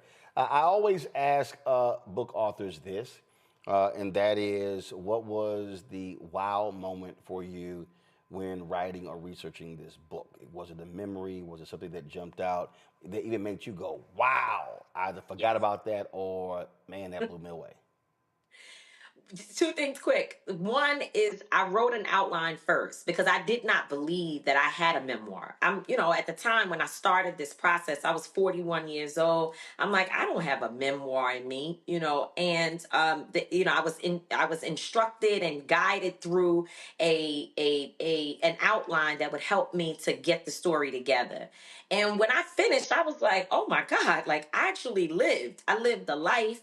I have a lot to offer, a lot to talk about. And I said, wow, I can actually do this. I began to believe in what others saw. The publishers knew, the editors knew, everybody knew it was there, but I didn't necessarily believe it until that outline was done. So I would say that's definitely a wow moment. But also there's this moment in the book that I talk about, Cora Masters Berry, Mignon Moore, Bishop Leah Daughtry, and Melanie Campbell. If you don't know those folks, anybody listening, you should make sure you find out who they are. But they came to a hotel in Washington, D.C. I know the story. You know it, to get me out of trouble because the folks had decided they were going to push me out the Women's March. They were going to force me to go up there and resign. I mean, it was so crazy. They were trying to end my career and they were really trying to end my life. They may not have known it, but that's what they were doing because they were pushing me to a really, really dark place. And so I called Cora Berry and said to her, they told me that I need to resign and I don't know what I'm going to do. And she said, what's the address? Where are you? I gave her the address, and within an hour, she comes through the door with her quote flying. Melanie, everybody all came in there. They said, we want to know, first of all, and this is a lesson for the same young people that we're talking about today. They want to know, who is they? Because you keep saying they gonna do this, they said this, they said, who is they? We want a list of they. And is they in the building? Are they here? Mignon asked me that specifically. I got folks together. We had a meeting. I can't tell you because I want you to read the book, what was said, but I will tell you this. When Cora Berry, when the group got up and was ready to walk out, Cora Berry turned around and told the women, if you don't know us, Google us. She walked out. And that for me was a moment in the book when I was like, wow, you've been through some shit and some black women have had to come and save your butt. Okay, so I just want people who are watching or listening to understand you actually need to envision the scene from Malcolm X when they went to the police station to check on Brother Johnson. Yeah. And then the police, remember when the police captain said, who are you? Yeah. And Malcolm X said, it don't matter who I am, but you might want to look outside that window. That's right. And That's right. And so what I remember, because when I got called about the story, one of the white women was talking a lot, and one of the sisters said, who are you? Yes, that happened. Who are you? She was like, but who are you? As in, what have you done? In fact, as we were in the room, remember I just told you, I kept saying they said and they gonna do this and they, nope, never identifying who they was. I figured it out later. But this one woman who was very problematic, she was in the room. She's actually still in the Women's March, and she was in the room. And eventually, Bishop Daughtry, Leah Daughtry, turns and looks at me and goes, is this day? Right? And so these women don't play. They didn't come to, poot around. They came very serious and very aggressive, not disrespectful, but they were real serious about why are we here and why is this happening to black women? And they wanted it to be clear that you're not going to get away with it without there being a response. But before I go to Kelly with her question, but this is what that also means. And I really, really need young black people to listen to what I'm saying. You cannot be so arrogant in discounting elders. not just when you need them to come save you, but you may need elders to bail you out. Absolutely. And I don't mean bail you out of jail. You may need, there are elders, I'm just going, there was a group of us, this was after Trayvon Martin's, after the jury decision. And we were meeting, and it was a whole bunch of folk, and they were, and what we gonna do? And so folk, we on these calls and whatever. And I always say one of my biggest criticisms of folk today is that we move so fast, we actually don't stop to think, what are we doing, who we representing, things along those lines.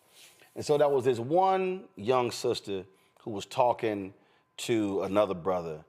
I can't stand, why is Roland Martin on these calls? I can't stand when he's bringing stuff up. And the brother said, she's like, he arrogant. And the brother said, and your point? He said, let me ask you this question. Is there anybody else on that call who could book us on a national radio show? I had my second on time joiner. She said no. She said, is there anybody else on that call who has their own TV show?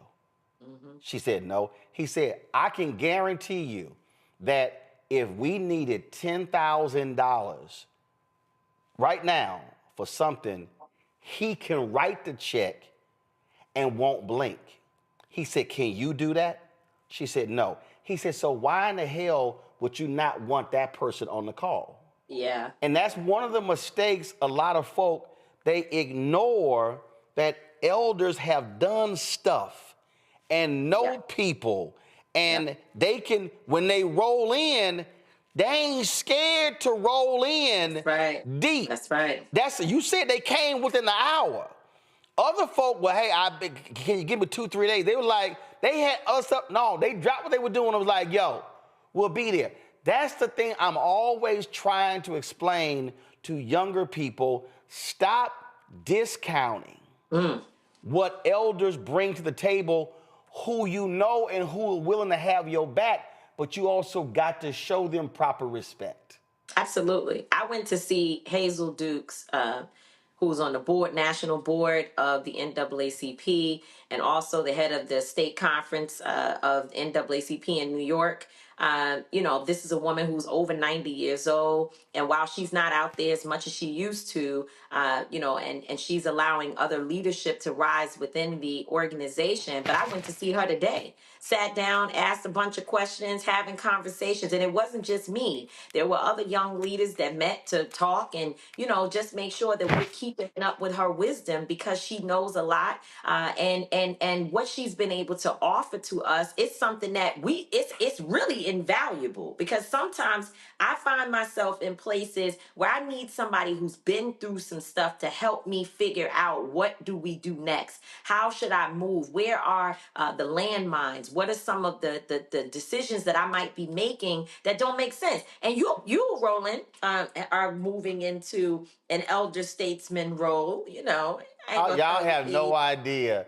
Tamika and Linda were driving to Flint, and they didn't know what the hell they were gonna do when they got to Flint. Didn't know. So my phone rings, and I'm like, yeah, what's up? They're like, hey, we in the car, we going to Flint. We really don't know what we know how to do. We're gonna get to Flint, and we in the car trying to figure out what to do. And I was like, okay, where y'all going? And in about 5 minutes, I was like, boom, boom, boom. Tamika was That's like, right. Okay, that's a plan. You like, that's a plan. Got it. I was like, we straight? Clear? Yeah, but I've called you many times that way over the years. And it's not that I don't have an idea at all, but sometimes you need to fine tune it. Sometimes you need some historical context also, so you can understand who fought these fights before. What should you be reading? How should you be educating yourself? And how should you be thinking about it in a broader fashion? And you are in the midst of sort of the pulse of the culture every day, listening to everybody, we don't hear everything. The algorithm doesn't allow us to hear from everybody. So to be able to tap in with somebody like you is important. And I'm grateful for your show. I'm grateful for your tenacity and the fact that you just keep this going, because without you, there were times when this last few weeks while my book tour has been going on, I've been on a lot of stuff. I've been on national TV or whatever, not anywhere near as much as they should be paying attention to me. But nonetheless, I've done everything: radio, national radio, everything you could think of. And I will say that there was a time when that was not happening. The same time when they decided to cut off my resources because I didn't do what I was told to do. And then other times when I just wasn't hot and I wasn't the story of the day, or when other people who were not doing the work but they had bigger profiles were actually stealing our media attention and going out there representing themselves as if they were leading the movement or our movement. We didn't have anywhere to go. But you, Roland Martin Unfiltered, and everywhere, when you were on TV One, Radio One, everywhere, we've always been able to call you to help us get our message out. So I'll call you and say, Roland, you being, too mean, and you got to talk different to people. Folk feelings is hurt. They don't like it. I would like, but tell them to suck it up. Sometimes you listen a little bit, but I do call you up and say, hey, Ro, this is how I feel or whatever, or we disagree. But at the end of the day, your importance in our work and in our movement, it can't be underscored enough. Kelly. Hi. Apologies for the technical difficulties, but I've seen you speak.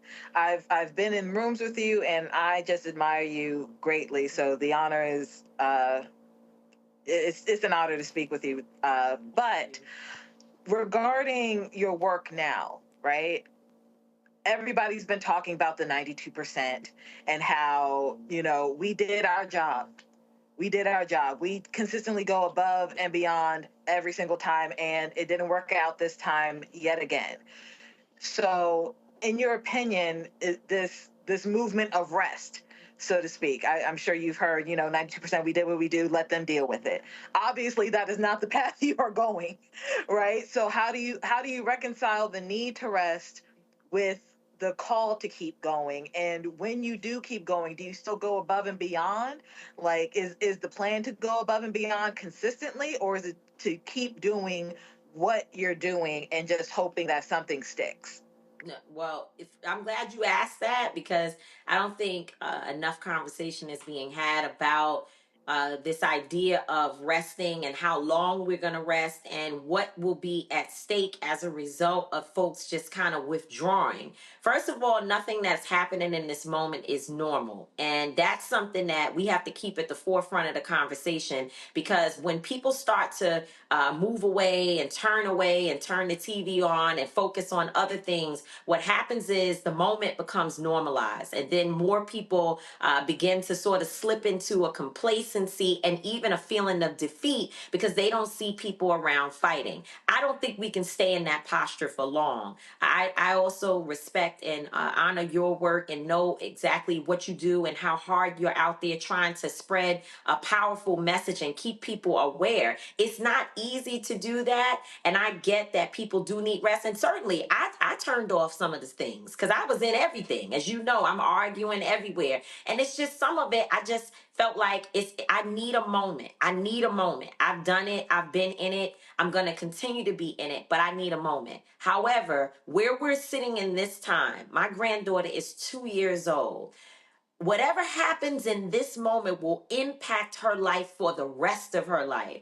I'll be dead and gone, and she will still be here dealing with the results of people who were tired or angry. You frustrated with this community and that community. And a lot of the things that we're upset about, we need to be careful because we're saying people voted this way and that way. And the media may be showing you a little bit of it. But if you really look into the numbers, it's not all as if it is being made to appear in some of our spaces. And so while we're pointing fingers everywhere, what we're finding out is that we're all going to F around and find out at the same time. And I am not going to be one of those folks that sits back and watch things happen to me. That's not going to happen. So I am actively engaged in the boycott movement because, as I said, I think people are looking for what can they do right now. How can they show that this particular moment is harmful, is disrespectful, and our money speaks for us? And so I'm involved in that. But the midterm elections are coming, and that's going to be our first chance to really respond to all of this. If we sit and wait for fire drill organizing again until 7 months or 6 months beforehand, even 3 months beforehand, then we didn't get it. We didn't get the lessons, and we can't do that. People need to be gearing up to run for office. We need to be raising money for folks in the basement of our houses, having kitchen meetings where we are putting a pool together to help folks to get out there and get their message out there so that we can create some balance. You can't do that in 6 months or 5 months before an election. That stuff starts right now, and certainly until freedom is going to be at the forefront of it, because our lives, my granddaughter's life literally depends on it. And Kelly, what I also understand this here, I mean, what you actually expressed, I mean, Tamika, one of our calls expressed the exact same thing. And I was like, And we had a conversation, and I might send stuff, I might send somebody's speech, I might send a book or whatever. But this is also why it's important to have other folk who you can call, who frankly, when you hit, Dr. King, when he hit those moments, he used to pick up the phone and call Mahalia Jackson. Yeah. When he was like low, he would just, Mahalia sing whatever. So we have to have people who will actually pour into us when we've been emptied by other people. Yeah. And that's critically important. And it's also important how we use our resources. I'm gonna tell you this last story because this was at the conclusion of the 20th anniversary of the Million Man March.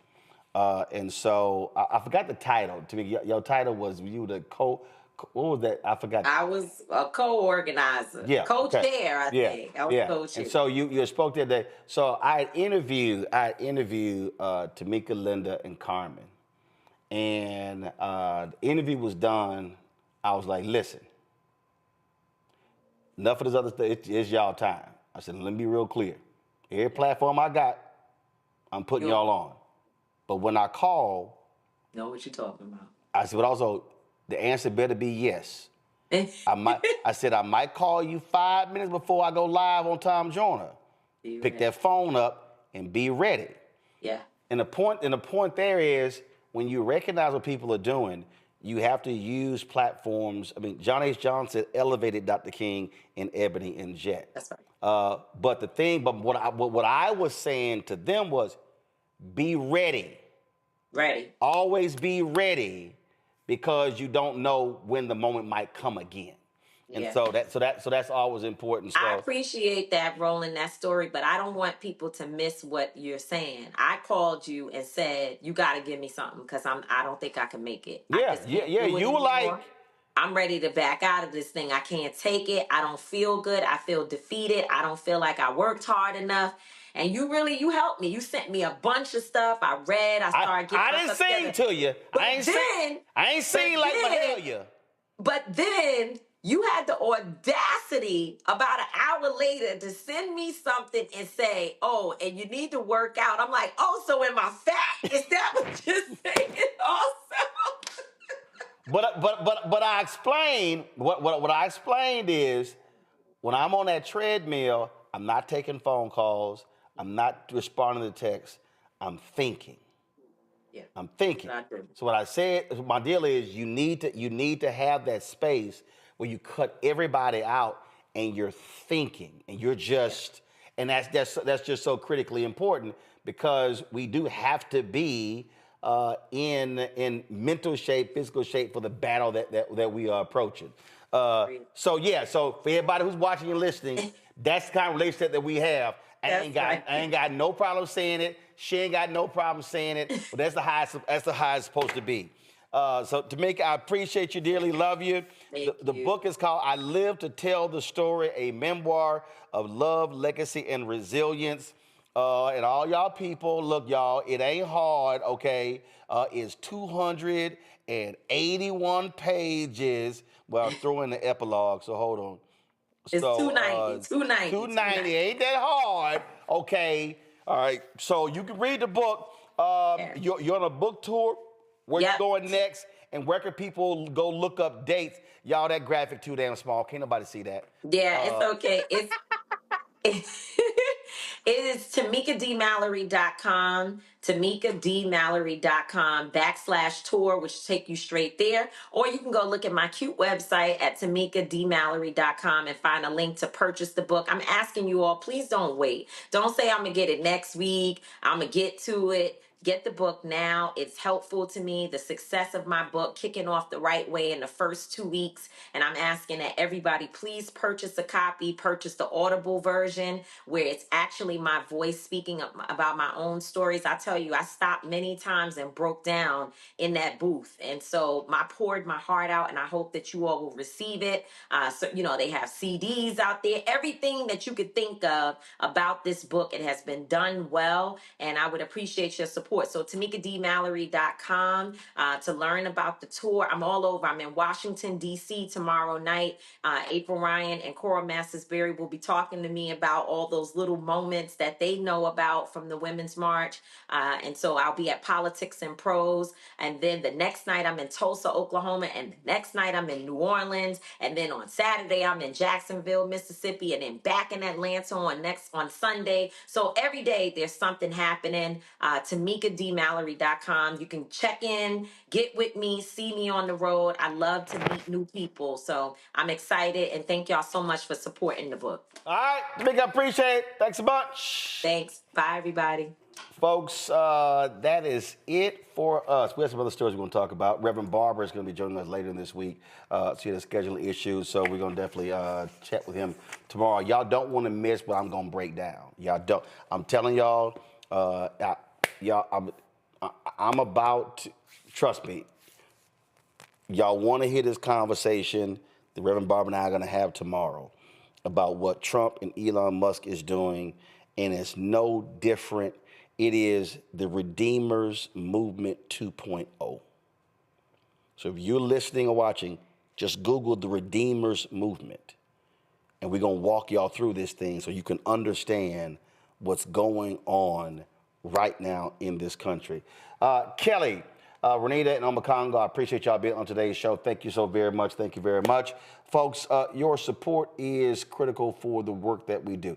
I got stopped by a ton of people in San Francisco, people who, I'm talking about ball players, retired ball players, families, others.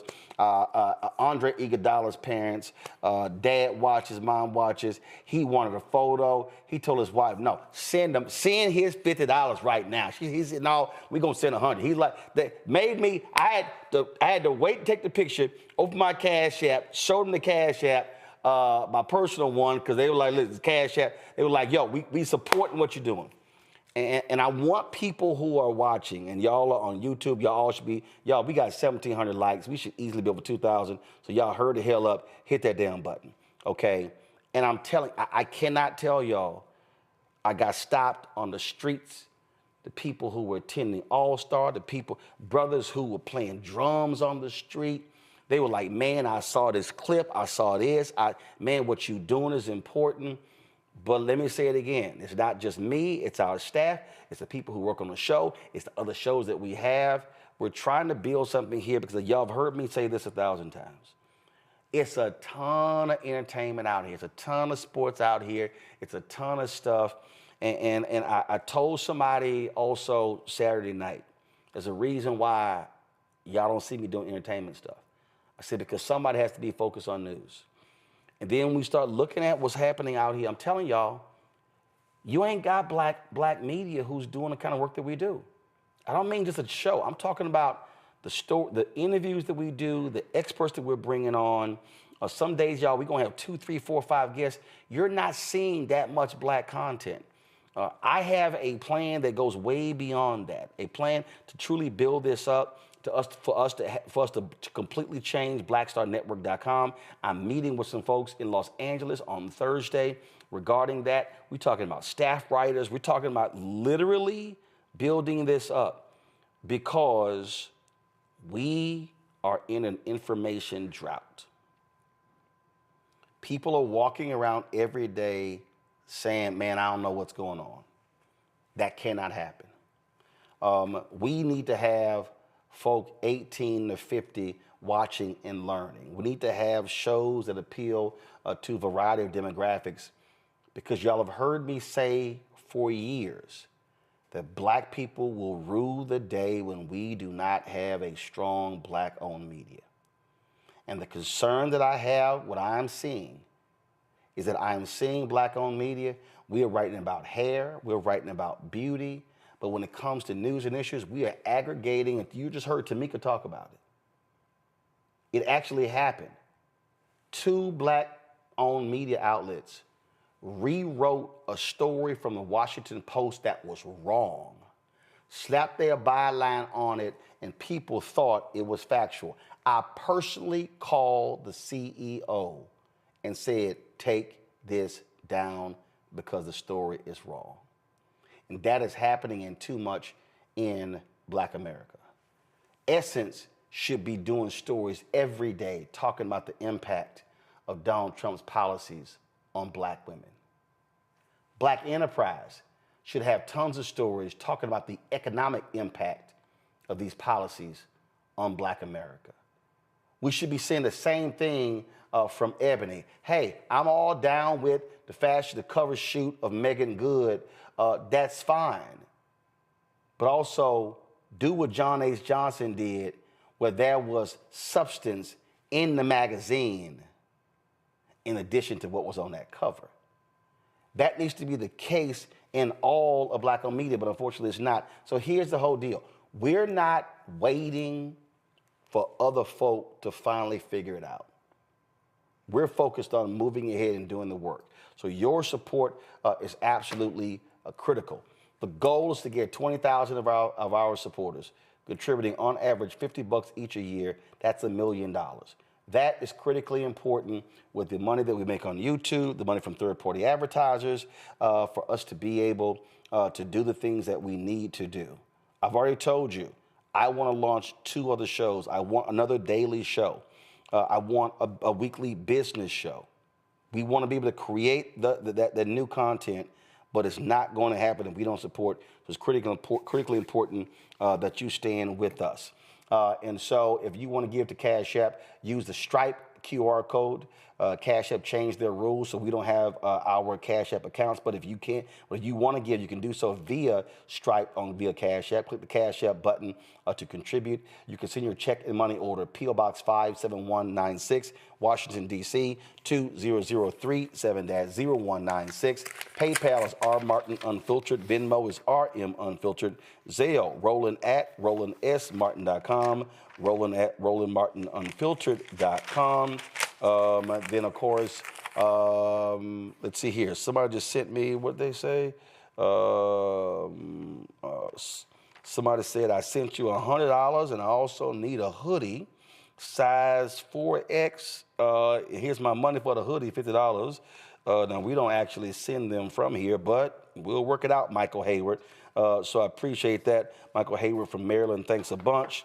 And then also, y'all, let me show y'all this here. One of our fans sent 2 packets of this to me in the mail. I got this. So y'all, our fan base is awesome. So they sent me this here.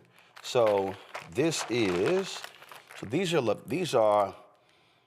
See, I'm gonna put these in my bag when I travel. I'm gonna hand these out, especially. Look, y'all, right here. So these are, zoom in. So these are Black Star Network lapel pins. That's right, Black Star Network lapel pins, and they were made by NOLA lapel pins out of New Orleans, Louisiana. And so they didn't have a note in the name. There was no note. There was no note in the box, so I don't have a name. But these are the lapel pins. So appreciate NOLA lapel pins for sending me these Black Star Network lapel pins. I certainly appreciate it. Thank you so very much. And so, yeah, they sent me 2 bags of these. So pretty cool. So thanks a bunch. Don't forget, download the Black Star Network app, Apple phone, Android phone, Apple TV, Android TV, Roku, Amazon Fire TV, Xbox One, Samsung Smart TV. You can also, of course, get our gear, get our swag. So get your shirts, hashtag we try to tell you, FAFO 2025.